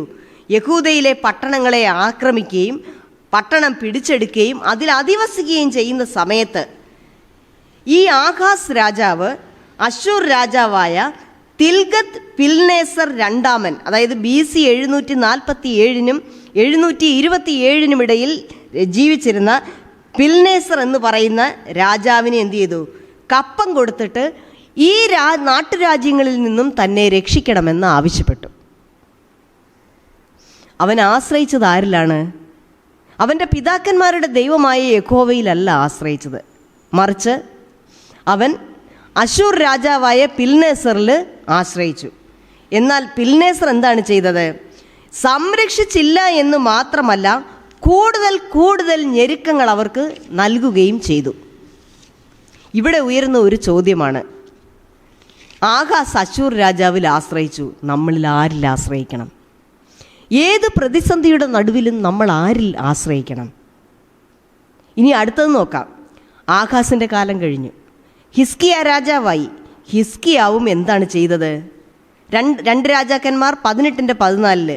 അപ്പോൾ യഹൂദ രാജാവായ ഹിസ്കിയാവ് ലാഖീഷിൽ അശൂർ രാജാവിൻ്റെ അടുക്കൽ ആളയച്ചു. ഞാൻ കുറ്റം ചെയ്തു, എന്നെ വിട്ട് മടങ്ങിപ്പോകണം, നീ എനിക്ക് കൽപ്പിക്കുന്ന പിഴ ഞാൻ അടച്ചുകൊള്ളാമെന്ന് പറയിച്ചു. അശൂർ രാജാവ് യഹൂദ രാജാവായ ഹിസ്കിയാവിന് 300 താലന്ത് വെള്ളിയും 30 താലന്ത് പൊന്നും പിഴ കൽപ്പിച്ചു. എന്തായിരുന്നു ഇവൻ്റെ കുറ്റം? ഞാൻ കുറ്റം ചെയ്തു, എന്നെ വിട്ട് മടങ്ങിപ്പോണം. കുറ്റം എന്തായിരുന്നു? 2 രാജാക്കന്മാർ 18-7 പറയുന്നു, അവൻ അശൂർ രാജാവിനോട് മത്സരിച്ചു, അവനെ സേവിക്കാതിരുന്നു. അതായിരുന്നു ചെയ്ത കുറ്റം. ആ കുറ്റം പൊറുക്കുന്നതിന് വേണ്ടി എന്തു ചെയ്തു? പിഴ അടച്ചു കൊള്ളാമെന്ന് യഹൂദ രാജാവായ ഹിസ്കിയാവും പറഞ്ഞു. ലാഖീഷിൽ അശൂർ രാജാവിൻ്റെ അടുക്കൽ ആളയച്ചു. ഈ ലാഖീഷ് എന്ന പേര് ഈ പാഠത്തിൽ പല ഭാഗത്ത് പറയുന്നുണ്ട്. ഞാൻ പറഞ്ഞു, സെൻഹെരീബിൻ്റെ ലാഖീഷ് റിലീഫ് എന്ന് പറയുന്ന ഒരു ഫലകം. ഈ ലാഖീഷ് എന്ന പ്രദേശത്തിൻ്റെ പൂർവ്വകാല ചരിത്രം നോക്കുകയാണെങ്കിൽ യോശുവായുടെ പുസ്തകം 10-ാം അധ്യായത്തിൽ അതിനെക്കുറിച്ച് പറയുന്നുണ്ട്. അമോര്യ രാജാവായ ലാഖീഷ് എന്നാണ് പറയുന്നത്. അതായത് ലാഖീഷ് എന്ന പ്രദേശം ഭരിച്ചിരുന്നത് അമോര്യരായിരുന്നു. അങ്ങനെ 5 അമോര്യ രാജാക്കന്മാർ ഒന്നിച്ചു ചേർന്ന് ഗിബയോനോട് മത്സരിക്കാൻ ചെന്ന സമയത്ത് ഗിബയോൻ സഹായത്തിന് ആരോട് ചെന്നു? യോശുവയോട് സഹായം അഭ്യർത്ഥിച്ചു. യോശുവ സഹായിക്കാമെന്നേറ്റു. ഈ അമോര്യ രാജാക്കന്മാരെ എന്തു ചെയ്തു? ആക്രമിച്ചു, അവരെ കീഴടക്കി. അവിടെ യഹോവയാണ് യുദ്ധം ചെയ്തതെന്നാണ് അതിൽ പറയുന്നത്. കൽമഴ പെയ്ച്ച് യഹോവ എന്തു ചെയ്തു? അവരെ കൊന്നൊടുക്കി എന്നാണ് പറയുന്നത്. രാജാക്കന്മാർ ഗുഹയിൽ ഒളിച്ചു. അവരെ ഗുഹയിൽ നിന്നും കണ്ടെടുത്ത് എന്തു ചെയ്തു? പിടിച്ചു കൊണ്ടുവന്ന് അവരെ ശിക്ഷിച്ചു. അങ്ങനെ ഈ ലാഖീഷ് എന്ന പ്രദേശം ഇസ്രായേലിൻ്റെ ഭാഗമായി തീർന്നു. അതിന്ന് സെൻഹെരീബ് ഉപരോധിച്ച് അവൻ പിടിച്ചെടുത്ത് അവൻ്റെ പട്ടണമാക്കി മാറ്റിയിരിക്കുകയാണ്. ഇനി ഹിസ്കിയാവ് ഈ പണമൊക്കെ എടുക്കാൻ എന്ത് ചെയ്തു? അവൻ്റെ രാജധാനിയിലും അവൻ്റെ കൊട്ടാരത്തിലുണ്ടായിരുന്ന സർവ്വസമ്പത്തും എടുത്തത് മാത്രമല്ല, ഹിസ്കിയാവ് യഹോവയുടെ മന്ദിരത്തിൻ്റെ വാതിലുകളിലും കട്ടളകളിലും താൻ പൊതിഞ്ഞു വെച്ച പൊന്നും പറിച്ചെടുത്തു പിഴ നൽകാൻ. ഇതൊക്കെ ചെയ്തിട്ടും നമ്മളതിൻ്റെ 17-ാം വാക്യത്തിലൊന്ന് നോക്കി. അശൂർ രാജാവ് ഒരു വലിയ സൈന്യത്തെ യെരുശലേമിന് നേരെ അയച്ചു. മനുഷ്യരിൽ നമ്മൾ ആശ്രയിച്ചാൽ അവൻ വാഗ്ദത്തം നിറവേറില്ല. തന്നെ വിട്ടുപോകണം, അതായത് യെരുശലേമിനെ ആക്രമിക്കരുത് എന്ന് ആഗ്രഹിച്ചു കൊണ്ടാണ് ഹിസ്കിയാവ് കപ്പം കൊടുക്കാൻ തയ്യാറായത്. എന്നാൽ അശൂർ രാജാവ് കപ്പം വാങ്ങുക മാത്രമല്ല, അവന് നേരെ സൈന്യത്തെ നയിക്കുകയും ചെയ്തിരിക്കുകയാണ്. മാനുഷികമായി നോക്കിയാൽ എത്ര വലിയൊരു വഞ്ചനയാണ് ചെയ്തത്. ഇവിടെയാണ് നമ്മൾ വീണ്ടും ആദ്യത്തെ ചോദ്യം, in whom shall we trust? നമ്മൾ ആരെയാണ് വിശ്വസിക്കേണ്ടത്? നമ്മൾ ആരിലാണ് ആശ്രയിക്കേണ്ടത്? നമ്മൾ നമ്മുടെ ദൈവത്തിലാണോ ആശ്രയിക്കേണ്ടത്? അശ്ശൂർ രാജാവിലാണോ ആശ്രയിക്കേണ്ടത്? നമ്മൾ ആരിലാണ് ആശ്രയിക്കേണ്ടത്? സങ്കീർത്തനക്കാരൻ പറയുന്നത് എന്താണ്? മനുഷ്യനിൽ ആശ്രയിക്കുന്നതിനേക്കാൾ യഹോവയിൽ ആശ്രയിക്കുന്നത് നല്ലത്, പ്രഭുക്കന്മാരിൽ ആശ്രയിക്കുന്നതിനേക്കാൾ യഹോവയിൽ ആശ്രയിക്കുന്നത് നല്ലത്. ഈ ഭൂമിയിലെ രാജാക്കന്മാരാകട്ടെ, പ്രഭുക്കന്മാരാകട്ടെ, ആരുമാകട്ടെ, എത്ര ഉന്നതരായാലും അവരിൽ ആശ്രയിച്ചാൽ എന്ത് സംഭവിക്കും? ഹിസ്കിയാവിനും ആഹാസിനും സംഭവിച്ചതുപോലെ ഒരിക്കലും എന്ത് ചെയ്ത് നന്മ തിരിച്ചു കിട്ടണമെന്നില്ല. അതുകൊണ്ടാണ് പറയുന്നത്, നന്മ മാത്രം നിനക്ക് ചെയ്യാനായിട്ട് ആഗ്രഹിക്കുന്ന നിൻ്റെ ദൈവത്തിൽ തന്നെ നീ ആശ്രയിക്കുക. പിന്നീട് നമ്മൾ പിൽക്കാലത്ത് കാണുന്നത് മുഴുവനും എന്ത് ചെയ്ത്, ഹിസ്കിയാവ് ദൈവത്തിൽ ആശ്രയിച്ചുകൊണ്ട് യെരുശലേമിനെ രക്ഷിക്കുന്നതായിട്ടാണ്. ഇനി 2 ദിനവൃത്താന്തം 32-ാം അധ്യായം അതിൻ്റെ 1 മുതൽ 8 വരെയുള്ള വാക്യങ്ങളിൽ പറയുന്നത്, ഈ സൻകെരിബ് തലസ്ഥാന നഗരിയായ യെരുശലേം ആക്രമിക്കാൻ വരുന്നെന്ന് പറഞ്ഞപ്പോൾ ഹിസ്കിയാവ് ഒരു രാജാവ് എന്ന നിലയിൽ ചില തയ്യാറെടുപ്പുകൾ നടത്തി. അവനൊരു യുദ്ധത്തിന് സന്നദ്ധനായി. അവൻ എന്ത് ചെയ്തു? തൻ്റെ കോട്ട കൊത്തളങ്ങളെ ബലപ്പെടുത്തി, മതിലുകൾ കെട്ടിപ്പൊക്കി, അനവധി കുന്തങ്ങളും പരിചയമുണ്ടാക്കി, യെരുശലേമിലെ ജലസംവിധാനങ്ങൾക്കുള്ള സുരക്ഷ വർദ്ധിപ്പിച്ചു. ഇതിലേറ്റവും പ്രധാനം, അവൻ ജനത്തെ ധൈര്യപ്പെടുത്തി. അപ്പോൾ ഒരു സൈനിക നേതൃത്വം മാത്രമല്ല, ഒരു ആത്മീയ നേതൃത്വം കൂടിയുള്ള ഒരു ആത്മീയ നേതാവിനെയാണ് നാം ഹിസ്കിയാവിൽ കാണുന്നത്. അവൻ എങ്ങനെയാണ് അവരെ ഉറപ്പും ധൈര്യവും ഉള്ളവരാക്കിയത്? അതിൻ്റെ 7-ാം വാക്യം ഒന്ന് നോക്കുക. ഉറപ്പും ധൈര്യവും ഉള്ളവരായിരിപ്പീൻ, അശ്ശൂർ രാജാവിനെയും അവനോട് കൂടെയുള്ള സകല പുരുഷാരത്തെയും ഭയപ്പെടരുത്, നിങ്ങൾ ഭ്രമിക്കരുത്, അവനോട് കൂടെയുള്ളതിലും വലിയൊരുവൻ നമ്മോട് കൂടെയുണ്ട്. ഇതാണ് നമ്മൾ ആരിൽ ആശ്രയിക്കണം? ഈ ലോകത്തുള്ള സകലരെക്കാളും വലിയ ഒരുത്തൻ, കെരൂബുകളുടെ മീതെ അധിവസിക്കുന്നവൻ, ആകാശവും ഭൂമിയും ഉണ്ടാക്കുന്നവൻ, സർവ്വരാജ്യങ്ങളെയും ഭരിക്കുന്ന ഒരുവൻ നമ്മുടെ കൂടെയുണ്ട്. ഹല്ലേലൂയ! അവനെ വേണം എന്ത് ചെയ്യാനായിട്ട്? നാം ആശ്രയിക്കാനായിട്ട്. അതുമാത്രമല്ല, ഇതിൻ്റെ 8-ാം വാക്യത്തിൽ പറയാം, അവനോടുകൂടെ മാംസഭുജമേ ഉള്ളൂ. അതായത് ശരീരം ഉള്ള ദേഹമുള്ള ഈ മനുഷ്യരുടെ ഈ ശാരീരിക ബലവും ബുദ്ധിയും മാത്രമേ അവനോട് കൂടെയുള്ളൂ. എന്നാൽ നമ്മോടുകൂടെ നമ്മെ സഹായിപ്പാനും നമ്മുടെ യുദ്ധങ്ങളെ നടത്തുവാനും നമ്മുടെ ദൈവമായ യഹോവയുണ്ട്. ബൈബിളിൻ്റെ ചരിത്രം പരിശോധിച്ചാൽ യഹോവ നടത്തിയ യുദ്ധങ്ങളുണ്ട്. തൻ്റെ ജനത്തിനു വേണ്ടി ദൈവത്തിൻ്റെ ദൂതനിറങ്ങി യുദ്ധം ജയിപ്പിച്ചിട്ടുണ്ട്. അങ്ങനെ യുദ്ധം ജയിപ്പിച്ചതാണ് ഞാൻ നേരത്തെ പറഞ്ഞത്. ഗിബെയോന് വേണ്ടിയിട്ട് അമോര്യ രാജാക്കന്മാർക്കെതിരെ യോശുവായും അവൻ്റെ സൈന്യവും നടത്തിയ യുദ്ധം, അതിൽ യഹോവയാണ് യുദ്ധം ചെയ്തതെന്നാണ് ബൈബിളിൽ കൃത്യമായിട്ട് പറഞ്ഞിരിക്കുന്നത്. ആ യുദ്ധം യഹോവ നേരിട്ട് നടത്തിയ യുദ്ധമാണെന്നാണ്. അവൻ സൂര്യനെ ഒരു ദിവസം നിശ്ചലമാക്കി നിർത്തി, ചന്ദ്രനെയും സൂര്യനെയും. അതായത് ഒരു മനുഷ്യന് വേണ്ടി, അവൻ്റെ ഒരു വാക്കിന് വേണ്ടി. വാക്ക് ലംഘിക്കുന്ന ആളുകളുടെ ഇടയിൽ, രാജാക്കന്മാരുടെ ഇടയിൽ വാക്കിന് വിലയുള്ള ഒരു ദൈവത്തെ ആശ്രയിക്കുന്ന ഹിസ്കിയാവിനെയാണ് നാം ഇവിടെ കാണുന്നത്. അതായത് അശ്ശൂർ രാജാവ് അവൻ്റെ നേരെ സൈന്യം കൊണ്ട് വന്നപ്പോഴാണ് അവന് മനസ്സിലായത്, ഇവരിൽ ആരിലുമല്ല ആശ്രയിക്കേണ്ടത്. കപ്പം കൊടുത്തതിലും കാര്യമില്ല, സഹായിക്കുമെന്ന് വാഗ്ദാനം ചെയ്തതിലും കാര്യമില്ല. തൻ്റെ പിതാവായ ആഹാസിന് പറ്റിയ അതേ അബദ്ധം തന്നെ തനിക്ക് പറ്റിയിരിക്കുന്നു. അതുകൊണ്ട് എന്ത് ചെയ്യണം? പിതാവായ ആഹാസ് അന്ന് എന്ത് ചെയ്തു? അവൻ മറ്റ് ദേവന്മാർക്ക് വേണ്ടി ബലി അർപ്പിക്കുകയൊക്കെ ചെയ്തു. എന്തിനു വേണ്ടിയിട്ടാണ് അങ്ങനെ ബലി അർപ്പിച്ചത്? ആ ദേവന്മാരെങ്കിലും തന്നെ രക്ഷിക്കും, അവരുടെ പ്രീതി കിട്ടാൻ വേണ്ടിയിട്ട്. അപ്പോൾ അവിടെയാണ് ഹിസ്കിയാവ് ഒരു മാറി ചിന്തിക്കുന്ന ആളായത്. അവൻ എന്ത് ചെയ്തു? അശ്ശൂർ രാജാവിൽ നിന്ന് ഇങ്ങനെയൊരു തിക്താനുഭവം ഉണ്ടായപ്പോൾ അവൻ്റെ യഹോവയിൽ ആശ്രയിച്ചു, ജനത്തെ ധൈര്യപ്പെടുത്തി. ഇവിടെ നമുക്കൊരു ചോദ്യമുണ്ട്. ശരിക്കും ദൈവത്തിൽ ആശ്രയിച്ച് ഹിസ്കിയാവ് മുന്നോട്ട് വന്നപ്പോൾ പിന്നെ അവൻ എന്തിനാണ് ഇങ്ങനെ സ്വന്തമായ ഒരു പരിശ്രമം നടത്തിയത്? അവൻ്റെ പ്രവർത്തികൾ അവൻ്റെ വിശ്വാസത്തോടുള്ള നിഷേധമായിരുന്നു. അതായത് ദൈവം തന്നെ രക്ഷിക്കുമെന്ന് ഉറച്ചു വിശ്വസിക്കുന്ന ഒരാൾ ഇതുപോലെ ഒരു ഒരുക്കങ്ങൾ ഉണ്ടാക്കേണ്ട ആവശ്യമുണ്ടോ എന്നാണ്. യുദ്ധത്തിനുള്ള തയ്യാറെടുപ്പുകൾ നടത്തേണ്ട ആവശ്യമുള്ള ഒരു ഏറ്റുമുട്ടൽ വന്നാൽ എതിർക്കാൻ വേണ്ടി എല്ലാ സന്നാഹങ്ങളെയും ഒരുക്കേണ്ട ആവശ്യം ഹിസ്കിയാവിനുണ്ടായിരുന്നോ? ദൈവത്തിൽ ആശ്രയിക്കുന്ന ഒരുവൻ സ്വന്തമായി പരിശ്രമിക്കേണ്ട ആവശ്യമുണ്ടോ? നമ്മളതൊന്ന് ചിന്തിക്കണം. എങ്ങനെയാണ് ദൈവത്തിൽ ആശ്രയിക്കുന്നതോടൊപ്പം എന്തിനാണ് സ്വന്തമായി ഒരു ശ്രമം അവൻ നടത്തിയത്? ഇവിടെയാണ് നമ്മൾ ചിന്തിക്കേണ്ടത്. ദൈവത്തോട് പ്രാർത്ഥിക്കുന്ന ഒരു കുട്ടി, എനിക്ക് പരീക്ഷയിൽ ഉന്നതമായ വിജയം നേടണമെന്ന്. അവൻ പരീക്ഷ എഴുതാതിരുന്നാലോ? അവൻ പരീക്ഷയ്ക്ക് പഠിക്കാതെ പോയി എഴുതിയാലോ അവന് വിജയിക്കാൻ സാധിക്കുമോ? ഒരിക്കലുമില്ല. എന്ന് വെച്ചാൽ മാനുഷികമായി ദൈവം നമുക്ക് തന്നിരിക്കുന്ന ചില താലന്തുകളുണ്ട്, കഴിവുകളുണ്ട്. അത്യുന്നതനാണ് ഒരുത്തനെ നേതൃസ്ഥാനത്ത് കൊണ്ടുവരുന്നതും ദാനിയേൽ പ്രവചനത്തിൽ പറയുന്നുണ്ട്. അത്യുന്നതനാണ് ഒരുവനെ രാജസ്ഥാനത്ത് കൊണ്ടുവരുന്നതും അവനെ അവിടുന്ന് നീക്കുന്നതും. അങ്ങനെയാണെങ്കിൽ ഒരു രാജാവ് എന്ന സ്ഥാനത്ത് നിന്നുകൊണ്ട് താൻ നിർവഹിക്കേണ്ട മാനുഷികമായ ചില കർത്തവ്യങ്ങളുണ്ട്. ആ മാനുഷികമായ കർത്തവ്യങ്ങളെയാണ് അവൻ നിറവേറ്റിയത്. എങ്ങനെ അവൻ നിറവേറ്റി? ദൈവത്തിൽ ആശ്രയിച്ചുകൊണ്ട് നിറവേറ്റി. അതായത് മാനുഷികമായ തൻ്റെ കഴിവുകളെയും പ്രശ്നങ്ങളെയും ഉപയോഗിക്കുന്നതോടൊപ്പം, അല്ലെങ്കിൽ അതിലുപരി അവൻ ദൈവത്തിൽ ആശ്രയിച്ചു. നമ്മളും ഇങ്ങനെയായിരിക്കണം. ഒന്ന് നമ്മൾ ദൈവത്തെ വിശ്വസിക്കണം, ഒന്ന് നമ്മൾ ദൈവത്തിലാണ് ആശ്രയിക്കേണ്ടത്.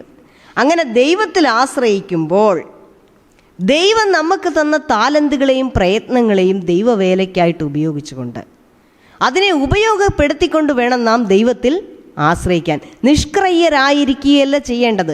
അപ്പോൾ ഒരു രാജാവ് എന്ന നിലയിൽ തൻ്റെ കർത്തവ്യം നിറവേറ്റുകയും തൻ്റെ ദൈവത്തിൽ എന്ത് ചെയ്തു? പരിപൂർണമായി ആശ്രയിക്കുകയും ചെയ്ത ഹിസ്കിയാവിനെയാണ് നാം ഇവിടെ കാണുന്നത്. ഈ പ്രവർത്തികളൊക്കെ ചെയ്യുമ്പോഴും എന്ത് ചെയ്തു? യുദ്ധങ്ങളെ നടത്താൻ കഴിവുള്ള യഹോവ കൂടെയുണ്ട് എന്ന വിശ്വാസമാണ് അവനുണ്ടായിരുന്നത്. അപ്പം നമ്മൾ ആരെ വിശ്വസിക്കണം? ആരിൽ ആശ്രയിക്കണം? നിങ്ങളൊരു സ്വന്തമായി ഒരു തീരുമാനമെടുക്കുക. ഫിലിപ്പിയർ 2:13 പറയുന്നു, ഇച്ഛയ്ക്ക് എന്നതും പ്രവർത്തിക്കുക എന്നതും നിങ്ങളിൽ ദൈവമല്ലോ തിരുവുള്ളമുണ്ടായിട്ട് പ്രവർത്തിക്കുന്നു. അപ്പം നമ്മുടെ ദൈവമാണ് നമ്മളെ എന്ത് ചെയ്തു? എന്ത് പ്രവർത്തിക്കണമെന്നും ആഗ്രഹിക്കണമെന്നും നമ്മുടെ ഹൃദയത്തിൽ തോന്നിപ്പിക്കുന്നത്. അപ്പം നമ്മൾ ദൈവത്തിൽ വിശ്വസിച്ച് ദൈവത്തിൽ ആശ്രയിക്കുമ്പോൾ നമ്മൾ നമ്മുടെ പ്രവർത്തികളിലൂടെ എന്ത് ചെയ്യണം? അവൻ നമുക്ക് തന്ന താലന്തുകളെ ഉപയോഗപ്പെടുത്തുക കൂടി വേണം. നമ്മുടെ തിങ്കളാഴ്ചത്തെ ഭാഗത്തേക്ക് പോകാം. പ്രചാരണം, പ്രോപ്പഗൻഡ. ഈ ഭാഗത്തും വിശ്വാസം തന്നെയാണ് പറയുന്നത്. അതായത് യഹൂദ ജനത്തിൻ്റെ വിശ്വാസത്തെ ഖനിക്കാൻ വേണ്ടിയിട്ട് ഒരു വ്യാപകമായ പ്രചാരണം ഉണ്ടായി. ഇവിടെ ഒരു ചോദ്യം ഉയരുന്നുണ്ട്. പ്രചാരണ തന്ത്രങ്ങൾ കൊണ്ട് നമ്മുടെ വിശ്വാസത്തെ ഇല്ലായ്മ ചെയ്യുവാൻ പറ്റുമോ? ഇവിടെ വളരെ ബുദ്ധിയുള്ള ഒരു ജനസമൂഹത്തെയാണ് കാണുന്നത്. അസീറിയക്കാർ. അവർ മൃഗീയരായ വളരെ ക്രൂര മനോഭാവമുള്ള ഒരു കൂട്ടം ജനം മാത്രമായിരുന്നില്ല, ബുദ്ധിമാന്മാരായിരുന്നു. അവരുടെ ലക്ഷ്യം എന്ന് പറയുന്നത് ധനവും അധികാരവുമായിരുന്നു.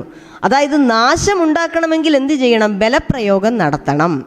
എന്നാൽ ബലം പ്രയോഗിക്കാതെ കീഴടക്കുക എന്ന തന്ത്രം ഇതാദ്യം പ്രയോഗിച്ചതാരാ? സാത്താനാണ്.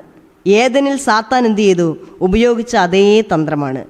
ദൈവം പറഞ്ഞു, നീ ഈ പഴത്തെന്ത് ചെയ്തു?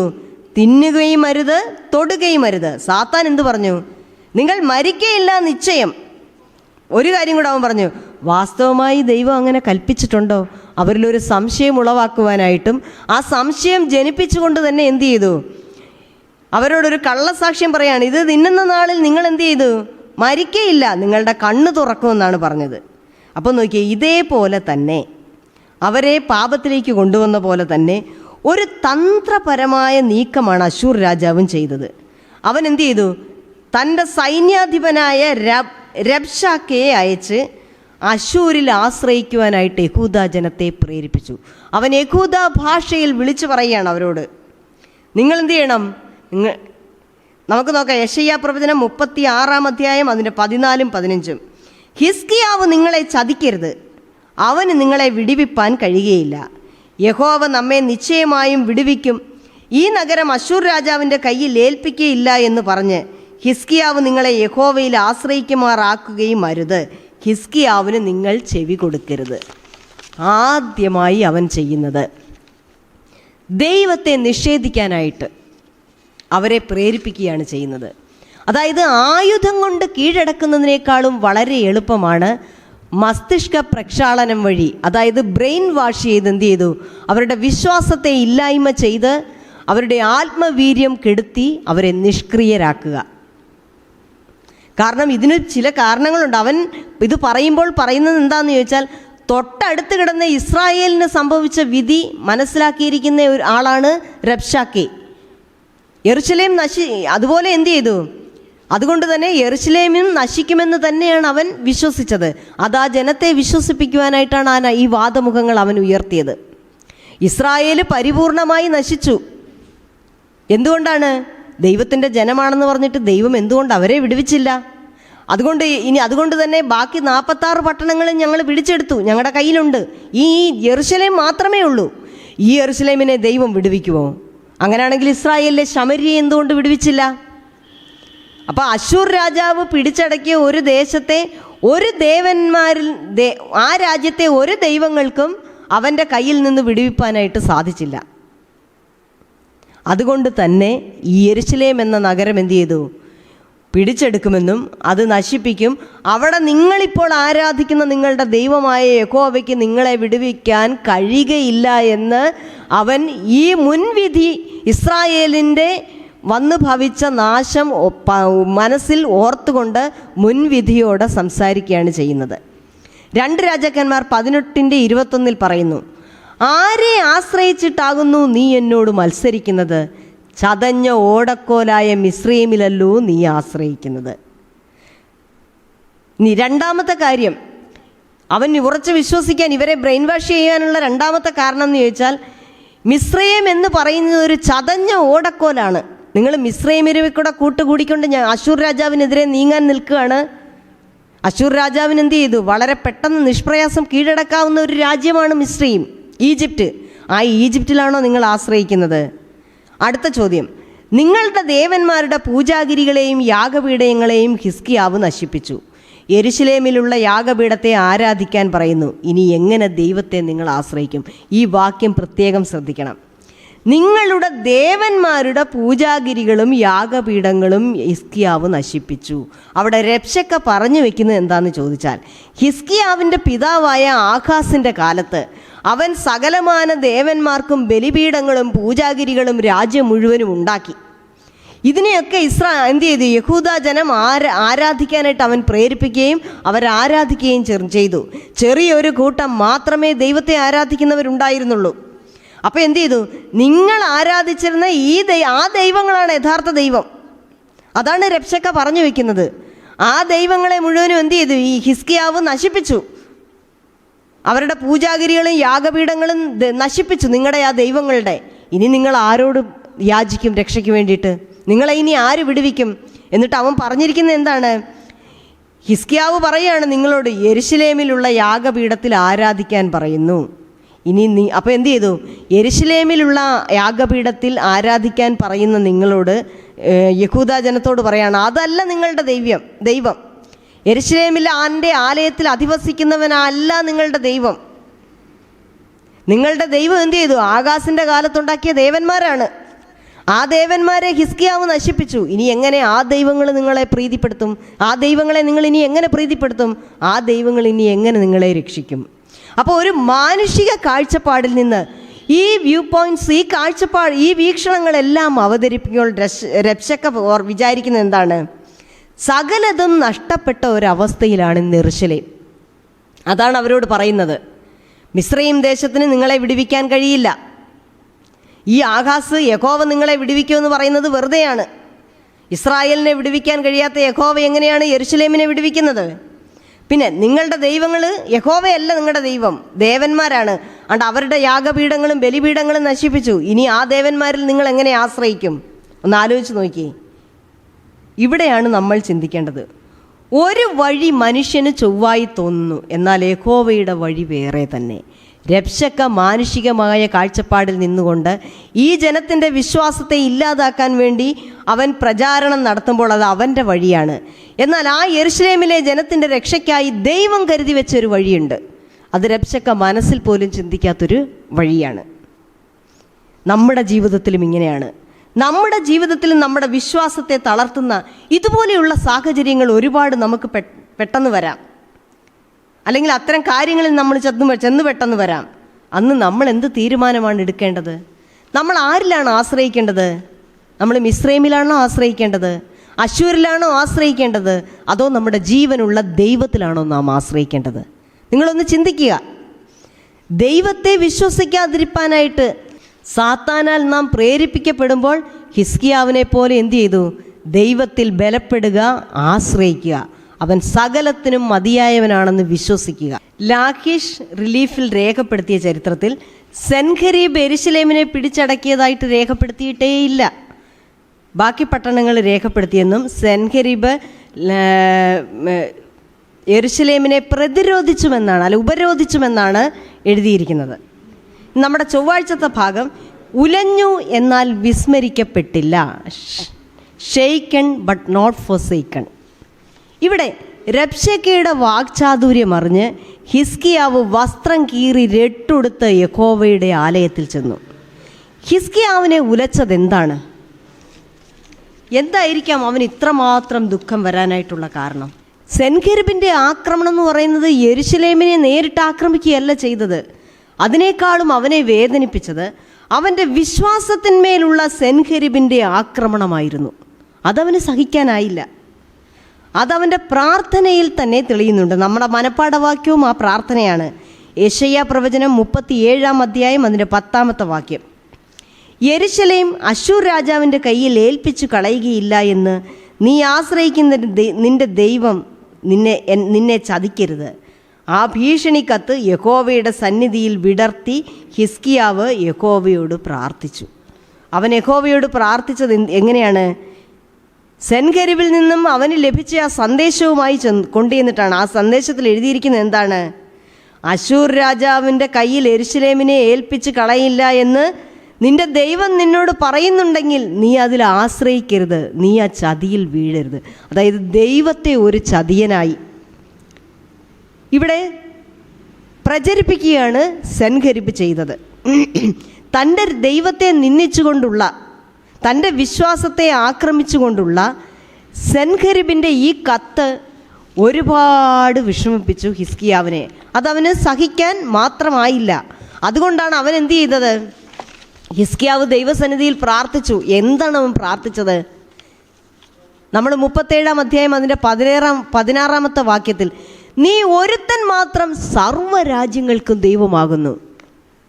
അശ്ശൂരിൻ്റെ കയ്യിൽ നിന്ന് യെരുശലേമിനെ വിടുവിക്കാൻ ആർക്കും കഴിയുകയില്ല എന്ന് സെൻഖെരീബ് പറയുമ്പോൾ ഇവിടെ പറയുകയാണ്, ദൈവമേ നീ ഒരുത്തൻ മാത്രം. ഹിസ്കിയാവിൻ്റെ വിശ്വാസത്തിൻ്റെ ഒരു ഒരു ഊന്നലാണ് അവിടെ നാം കാണുന്നത്. നീ ഒരുത്തൻ മാത്രം സർവ്വരാജ്യങ്ങൾക്കും ദൈവമാകുന്നു. അതുകൊണ്ട് നീയാണ് എന്ത് ചെയ്തത്? ദാനിയേൽ പ്രവചനത്തിൽ പറയുന്ന പോലെ ഒരുത്തനെ അത്യുന്നതനാണ്, ഒരുത്തനെ മഹാസിംഹാസനത്തിൽ കയറ്റുന്നതും അവിടുന്ന് ഇറക്കുന്നതും. നെബൂഖദ്നേസറിനെ എന്ത് ചെയ്തു? 7 വർഷം അവന് മാനസിക നില തെറ്റി അവൻ കാട്ടിൽ മൃഗത്തെ പോലെ കഴിയാൻ ഇടയാക്കിയതും ദൈവമാണ്. ആ ദൈവം തന്നെയാണ് അവനെ തിരിച്ച് സിംഹാസനത്തിലേക്ക് കൊണ്ടുവന്നതും. അപ്പം സർവ്വരാജ്യത്തിൻ്റെയും അധിപന്മാരെ നിയന്ത്രിക്കുന്നതും അവരെ ഇരുത്തുന്നതും മാറ്റുന്നതും ദൈവമായിരിക്കെ അത് നീ ഒരുത്തൻ മാത്രം എല്ലാ രാജ്യത്തിൻ്റെയും അധിപനും ദൈവവുമാണെന്ന് എനിക്കറിയാം. അതുകൊണ്ട് പറയുകയാണ് 37-20 അവൻ ചങ്കുപൊട്ടി പറയുകയാണ്, ഇപ്പോഴോ ഞങ്ങളുടെ ദൈവമായ യഹോവേ, നീ ഒരുത്തൻ മാത്രം യഹോവ എന്ന് ഭൂമിയിലെ സകല രാജ്യങ്ങളും അറിയേണ്ടതിന് ഞങ്ങളെ അവൻ്റെ കയ്യിൽ നിന്ന് രക്ഷിക്കണമേ. ഇവിടെ ശരിക്കും ദൈവമാണ്, ഒരുത്തനെ ഈ ലോകത്ത് ദൈവമായിട്ടുള്ളൂ, ഒരുവൻ മാത്രമേ ഉള്ളൂ, അത് യഹോവയാണ്. അവനാണ് സകല രാജ്യങ്ങൾക്കും ദൈവമാകുന്നത്. അവനാണ് എന്ത് ചെയ്തത്? ഈ അശ്ശൂർ പോലും അവൻ്റെ കൈവശമാണ് എന്ന് ഈ ഭൂമിയിലെ സകലരും ബോധ്യപ്പെടുത്താൻ തക്കവണ്ണം, അതായത് ദൈവത്തിൻ്റെ നാമം ഉയർത്തിപ്പിടിക്കുന്ന ഒരു രാജാവിനെയാണ് നാം കാണുന്നത്. അതിനു വേണ്ടിയിട്ട് നീ എന്ത് ചെയ്യണം? അശ്ശൂരിൻ്റെ കയ്യിൽ നിന്ന് യെരുശലേമിനെ വിടുവിക്കണമേ. ദൈവം അതിന് കൊടുത്ത മറുപടി എന്താണ്? അവൻ ഈ നഗരത്തിലേക്ക് വരികയുമില്ല, എൻ്റെ നിമിത്തവും എൻ്റെ ദാസനായ ദാവീദ് നിമിത്തവും ഞാൻ ഈ നഗരത്തെ പാലിച്ചു രക്ഷിക്കും. അവിടെ നിന്ന് ആലോചിച്ച് നോക്കി, എൻ്റെ നിമിത്തവും എൻ്റെ ദാസനായ ദാവീദ് നിമിത്തവും. ഈ ബൈബിൾ നമ്മൾ വായിക്കുമ്പോൾ പല ഭാഗത്തും യഹോവയുടെ മറുപടിക്കകത്ത് ഈ ദാവീദ് എന്ന പേര് വരുന്നുണ്ട്. അപ്പം ദൈവത്തെ അനുസരിച്ച് ദൈവത്തിൻ്റെ കൽപ്പനകൾക്ക് അനുസൃതമായി തെറ്റിപ്പോയപ്പോഴേക്കും എന്ത് ചെയ്തു? തെറ്റ് തിരിച്ചറിഞ്ഞ് ആ മനുഷ്യൻ ഞാൻ തന്നെ എന്ന് സ്വയം മനസ്സിലാക്കിക്കൊണ്ട് എൻ്റെ ലംഘനങ്ങൾ എന്നോട് ക്ഷമിക്കണമേ എന്ന് പറയുന്ന ആ ദാവീദിനെ ദൈവം ഹൃദയത്തിലേറ്റിക്കൊണ്ട് ഇവിടെ അവൻ്റെ പേര് പറയുകയാണ് ചെയ്യുന്നത്. എത്ര വലിയ ഉന്നതമായ സ്ഥാനമാണ് അവിടെ ദാവീദിന് ദൈവം നൽകുന്നത്. നോക്കിയേ, എൻ്റെ ദാസനായ ദാവീദ് നിമിത്തം നീ ചെയ്തതോ നിൻ്റെ അപ്പനായ ആഹാസ് ചെയ്തതോ നിമിത്തം മാത്രമല്ല. നിൻ്റെ അപ്പനായ ആഹാസ് എന്ത് ചെയ്തു? എനിക്ക് വിരോധമായി പ്രവർത്തിച്ചു. നീ ഇന്ന് എൻ്റെ പക്ഷത്ത് നിൽക്കുന്നു. പക്ഷേ ഞാനിന്ന് നിനക്ക് ഈ നന്മ ചെയ്യുന്നത് എങ്ങനെയാണ്? എൻ്റെ ദാസനായ ദാവീദ് നിമിത്തവും. അവനുണ്ടാക്കിയ ഇസ്രായേലിൻ്റെ ഈ ജനത്തിൻ്റെ നാശത്തിന് ഞാൻ ഒരിക്കലും ഇടയാക്കില്ല. അവിടെ നമ്മൾ ഒന്നുകൂടെ കാണേണ്ടതുണ്ട്. അതായത് യെരുശലേമിനെ ഉപരോധിച്ചു എന്നല്ലാതെ പിടിച്ചടക്കിയതായിട്ട് ഒരു ഭാഗത്തും രേഖപ്പെടുത്തിയിട്ടില്ല. 1830 കണ്ടെത്തിയ ഒരു സൻഹേരിബ് പുസ്തകത്തിൽ ഇത് രേഖപ്പെടുത്തിയിട്ടുണ്ട്. അവിടെ അത് ഇപ്പോൾ ചിക്കാഗോ ഓറിയൻ്റൽ ഇൻസ്റ്റിറ്റ്യൂട്ടിൽ ആ പുസ്തകം ഇരിപ്പുണ്ട്. ആ പുസ്തകത്തിലും എഴുതിയിരിക്കുന്നത് അവൻ യെരുശലേമിനെ ഉപരോധിച്ചു, പിടിച്ചടക്കിയിട്ടില്ല. അപ്പം ഹൃദയം നുറങ്ങിയുള്ള ഹിസ്കിയാവിൻ്റെ പ്രാർത്ഥന ദൈവം കേട്ടു. ദൈവനാമം മഹത്വപ്പെടുത്തുകയാണ്. സോളോ ഡി ഗ്ലോറിയ, ദൈവത്തിന് മാത്രം മഹത്വം.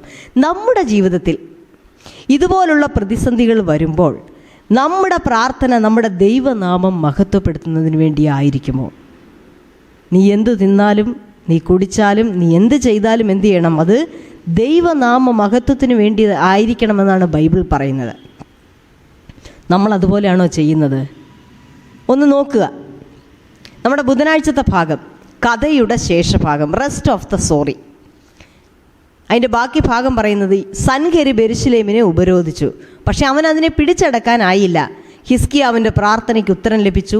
സൈന്യങ്ങളുടെ യഹോവ അവരുടെ നേരെ പാളയമിറങ്ങുന്ന ഒരു അത്ഭുതകരമായ കാഴ്ചയാണ് നമ്മൾ പിന്നെ അവിടെ കാണുന്നത്. യുദ്ധത്തിന് വേണ്ടി സൻഹേരിബ് യെരുശലേമിനെ ആക്രമിക്കാൻ വേണ്ടി കൊണ്ടുവന്ന മുഴുവൻ സൈന്യവും ഒറ്റ രാത്രി കൊണ്ട് നാമാവശേഷമാകുന്ന കാഴ്ച. അത്ഭുതം എന്നല്ലാതെ എന്താണ് പറയാവുന്നത്? 1,85,000 പേർ ഒറ്റ രാത്രിയിൽ ഇല്ലാതാകുന്നു. സംഹാര ദൂതൻ്റെ ഒരു താണ്ഡവമാണ് നമ്മുടെ കാണുന്നത്. യഹോവയുടെ ദൂതൻ അശൂർ പാളയത്തിലിറങ്ങി 1,85,000 പേരെ കൊന്നു. ഈ ഭാഗത്തെക്കുറിച്ച് പല പണ്ഡിതന്മാർ, അതായത് ഈ അസീറിയക്കാരുടെ ചരിത്ര ലേഖനത്തിലും മറ്റും പല വ്യാഖ്യാനങ്ങൾ പറയുന്നുണ്ട്.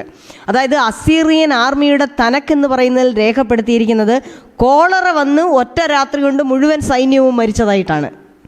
അതുപോലെ ജോൺ ബ്രൈറ്റ് എന്ന് പറയുന്ന ഒരു ചരിത്രകാരൻ അവകാശപ്പെട്ടിരിക്കുന്നത്, ഒരു ഹെറോഡോട്ടസ് പറഞ്ഞു എലി മൂലമുണ്ടാകുന്ന ഒരു രോഗം മൂലമാണ് ഇത് സംഭവിച്ചതെന്ന് ഹെറോഡോട്ടസ് രേഖപ്പെടുത്തിയിരിക്കുന്നത് പ്ലേഗ് കൊണ്ടായിരിക്കാം. അപ്പോൾ പ്ലേഗോ അങ്ങനെ ഒരു എപ്പിഡമിക് വന്ന് ഇവർ മുഴുവനും നശിച്ചു പോയെന്നാണ് പറയുന്നത്. പക്ഷേ ഒറ്റ രാത്രി കൊണ്ട് ഒരു ജനത മുഴുവനും ഒരു പ്ലേഗ് വന്ന് നശിക്കുമോ? ഒരു കോളറ വന്ന് നശിക്കുമോ? ഒരിക്കലുമില്ല. അവിടെ ദൈവത്തിൻ്റെ ദൂതൻ ഇറങ്ങിയത് തന്നെയാണ്. അപ്പോൾ ബൈബിളാണ് അതിൻ്റെ ഒതൻറ്റിക് രേഖയെന്ന് പറയുന്നത് ബൈബിൾ തന്നെയാണ്. അപ്പം ദൈവത്തിൻ്റെ ദൂതൻ ഇറങ്ങി എന്ത് ചെയ്തു? അവരെ മുഴുവനും നശിപ്പിച്ചു. അതായത് യെരുശലേമിലേക്ക് അവൻ ഒരിക്കലും കടന്നു വരികയില്ല എന്ന് ദൈവം പറഞ്ഞത് അതുപോലെ തന്നെ സംഭവിച്ചു. അതായത് അമോര്യരുടെ കയ്യിൽ നിന്നും ഗിബെയോനെ രക്ഷിക്കുന്ന കാര്യത്തിൽ യഹോവ തന്നെ യുദ്ധം നയിച്ചതായിട്ട് ഞാൻ പറഞ്ഞു. യോശുവയുടെ പുസ്തകത്തിലുണ്ട്. ഇസ്രായേലിൻ്റെ വാൾ കൊന്നതിനേക്കാൾ കൂടുതൽ പേരെ യഹോവയുടെ കല്ലുമഴ മൂലം മരണപ്പെട്ടു എന്ന് പറയുന്നു. അപ്പം കല്ലുമഴ മൂലം അന്ന് തൻ്റെ ജനത്തെ എന്ത് ചെയ്തു? ദൈവം വീണ്ടെടുത്തെങ്കിൽ ഇന്ന് സംഹാര ദൂതൻ ഇറങ്ങി എന്ത് ചെയ്തു? അശൂർ പാളയത്തിലെ ഒരാളെ പോലും ഇല്ലാതെ ആർമിയെ മുഴുവൻ കൊന്നെടുക്കുകയാണ് ചെയ്തത്. അന്ന് എന്ത് ചെയ്തു? ഒരു മനുഷ്യന് വേണ്ടി സൂര്യനെയും ചന്ദ്രനെയും അസ്തമിക്കാതെ നിർത്തിയ ദൈവം. അപ്പം സൻഹേരിബ് യെരുശലേം. ഇനി മറ്റൊന്നുകൂടെയുണ്ട്. ഈ യെരുശലേം ഒരിക്കലും സൻഹേരിബിന് കീഴടക്കാൻ സാധിക്കില്ല. അയാൾക്ക് മാത്രമെന്നല്ല, ഒരു രാജാവിനും കീഴടക്കാൻ സാധിക്കില്ല. എന്തുകൊണ്ടാണ്? അങ്ങനെ കീഴടക്കിയാൽ അസീറിയക്കാരുടെ തന്ത്രമനുസരിച്ച് ഈ ബാക്കി വരുന്ന യഹൂദ ജനതയെ മുഴുവനും രാജ്യത്തിൻ്റെ വിവിധ പ്രവിശ്യകളിൽ അവർ പിടിച്ചടക്കിയ മേദ്യരുടെയും മറ്റാളുകളുടെ ഫെലിസ്തീനരുടെയും ഒക്കെ എന്ത് ചെയ്തു? പ്രദേശങ്ങളിൽ അവരെ കൊണ്ട് ചിന്നിച്ചിതറി പാർപ്പിച്ചു കഴിഞ്ഞാൽ അവരൊരിക്കലും ഇസ്രായേലിലെ 10 ഗോത്രങ്ങളെ പോലെ തന്നെ എന്തു ചെയ്യും? അവർ ഒരിക്കലും കൂടിച്ചേരാനാവാതെ ചിതറിപ്പോയനെ. അങ്ങനെ വന്നാൽ മിശിഹ ജനിക്കേണ്ടിയിരുന്ന യഹൂദ ജനം നിലനിൽക്കയില്ല. അപ്പം മിശിഹ യഹൂദയിൽ ജനത്തിൽ നിന്നും ജനിക്കേണ്ടിയിരിക്കുന്നു.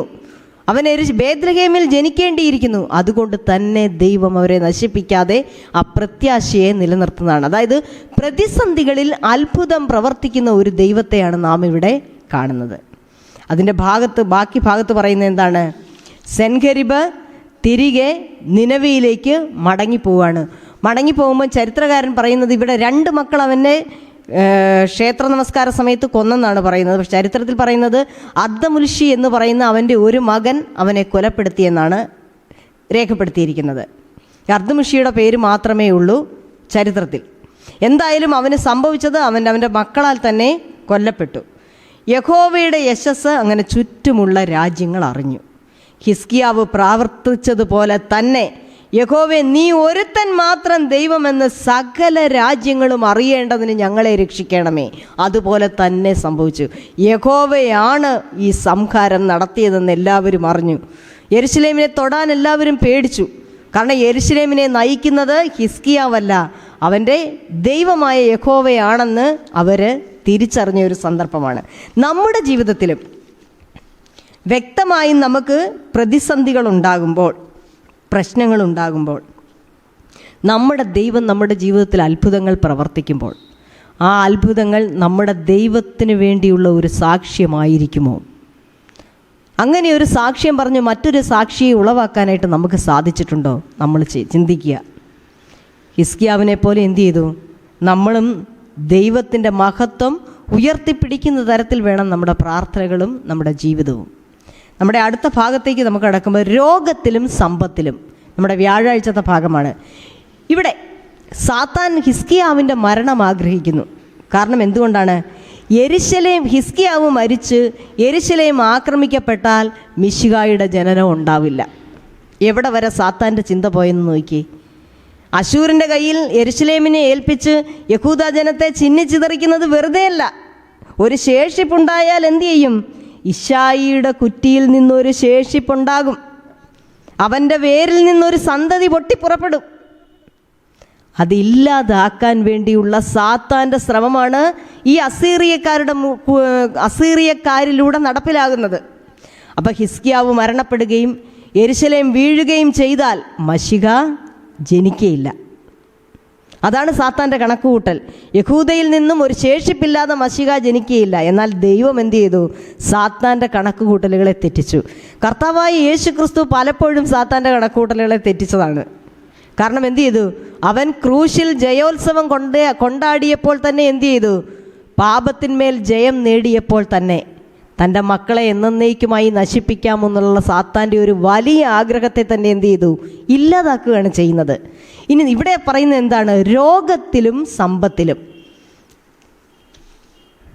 ഇവിടെ രാജദൂതന്മാരുടെ സന്ദർശനത്തെക്കുറിച്ച് പറയുന്നുണ്ട്. അതായത് ഹിസ്കിയാവ് മരിക്കത്തക്ക വിധമുള്ള ഒരു രോഗം അവന് ഏർപ്പെട്ടു.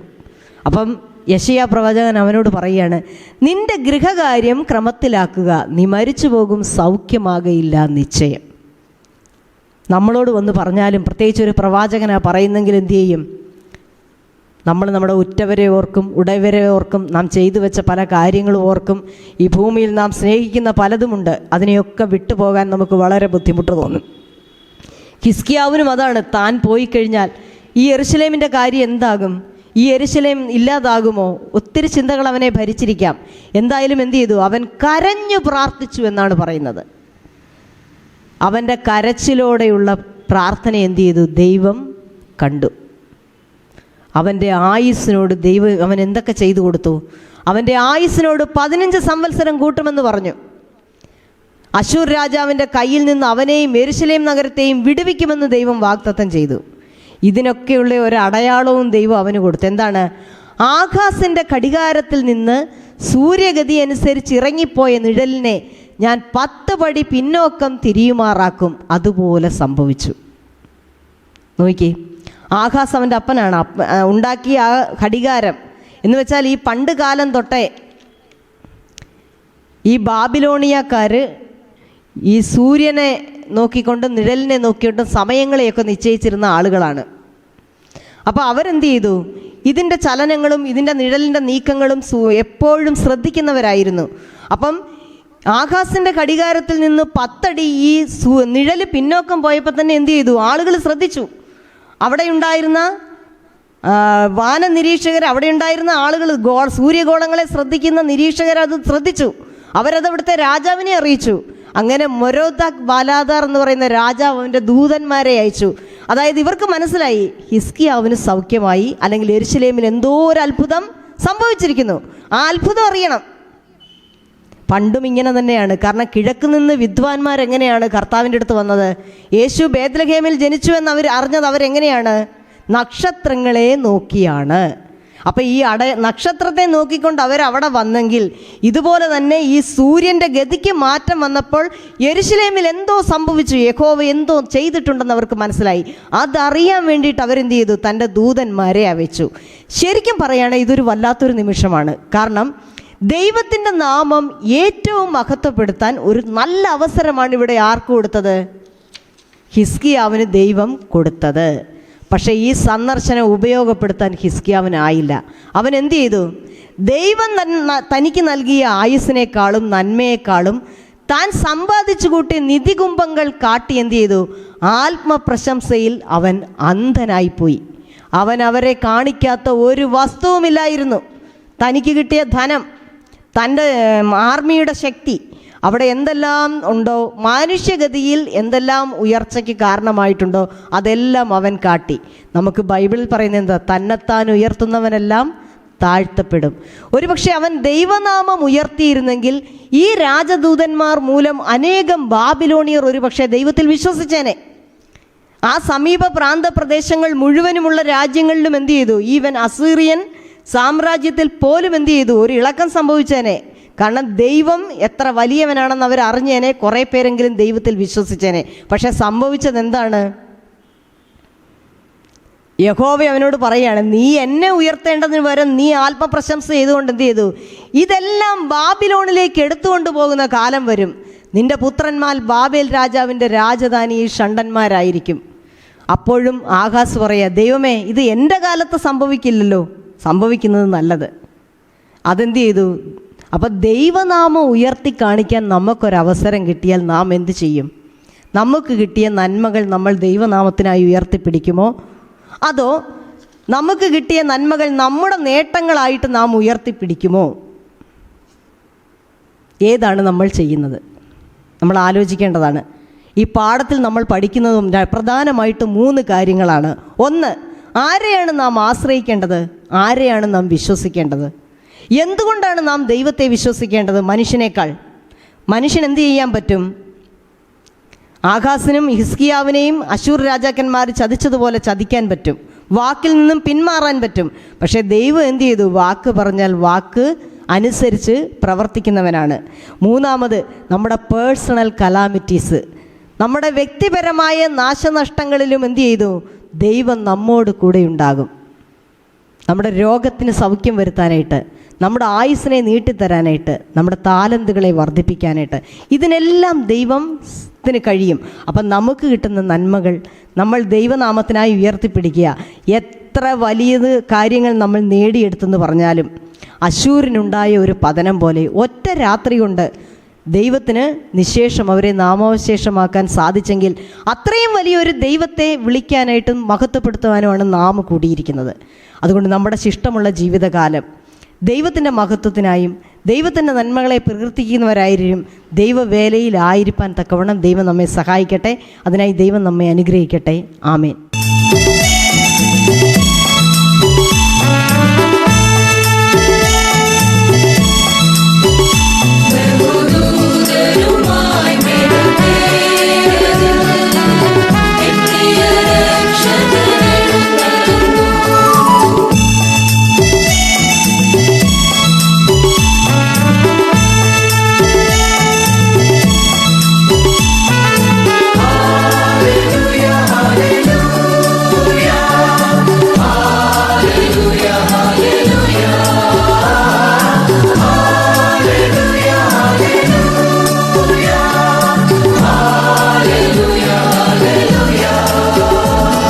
ബഹുദൂതരുമായി മേഘത്തേരതിൽ എൻ പ്രിയ രക്ഷകനെഴുന്നള്ളുന്നു.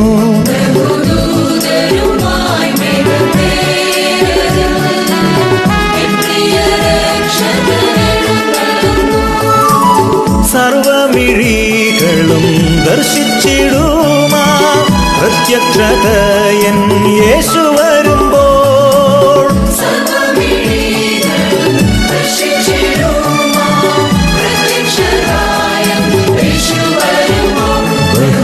ബഹുദൂതരുമായി മേഘത്തേരതിൽ എൻ പ്രിയ രക്ഷകനെഴുന്നള്ളുന്നു.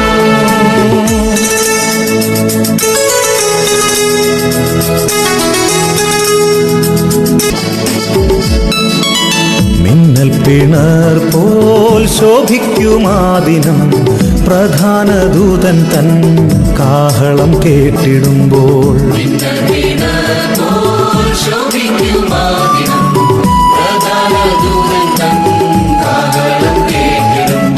ശുദ്ധരിൻ ഗണമുയർക്കുമക്ഷയരായി മറുരൂപം പ്രാപിക്കും അന്നാളിൽ നാം.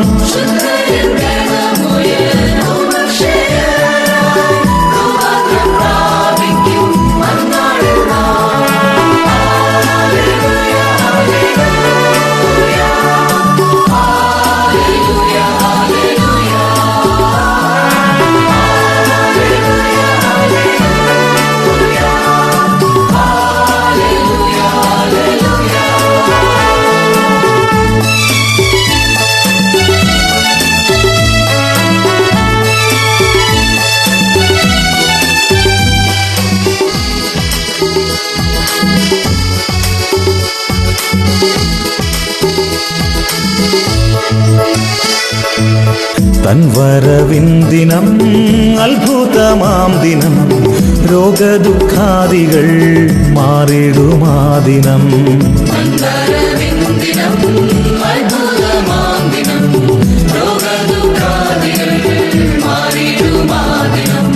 നമുക്കായൊരുക്കിയ അത്ഭുത ഭവനം കർത്തൻ വരവിനായൊരുങ്ങിടുക.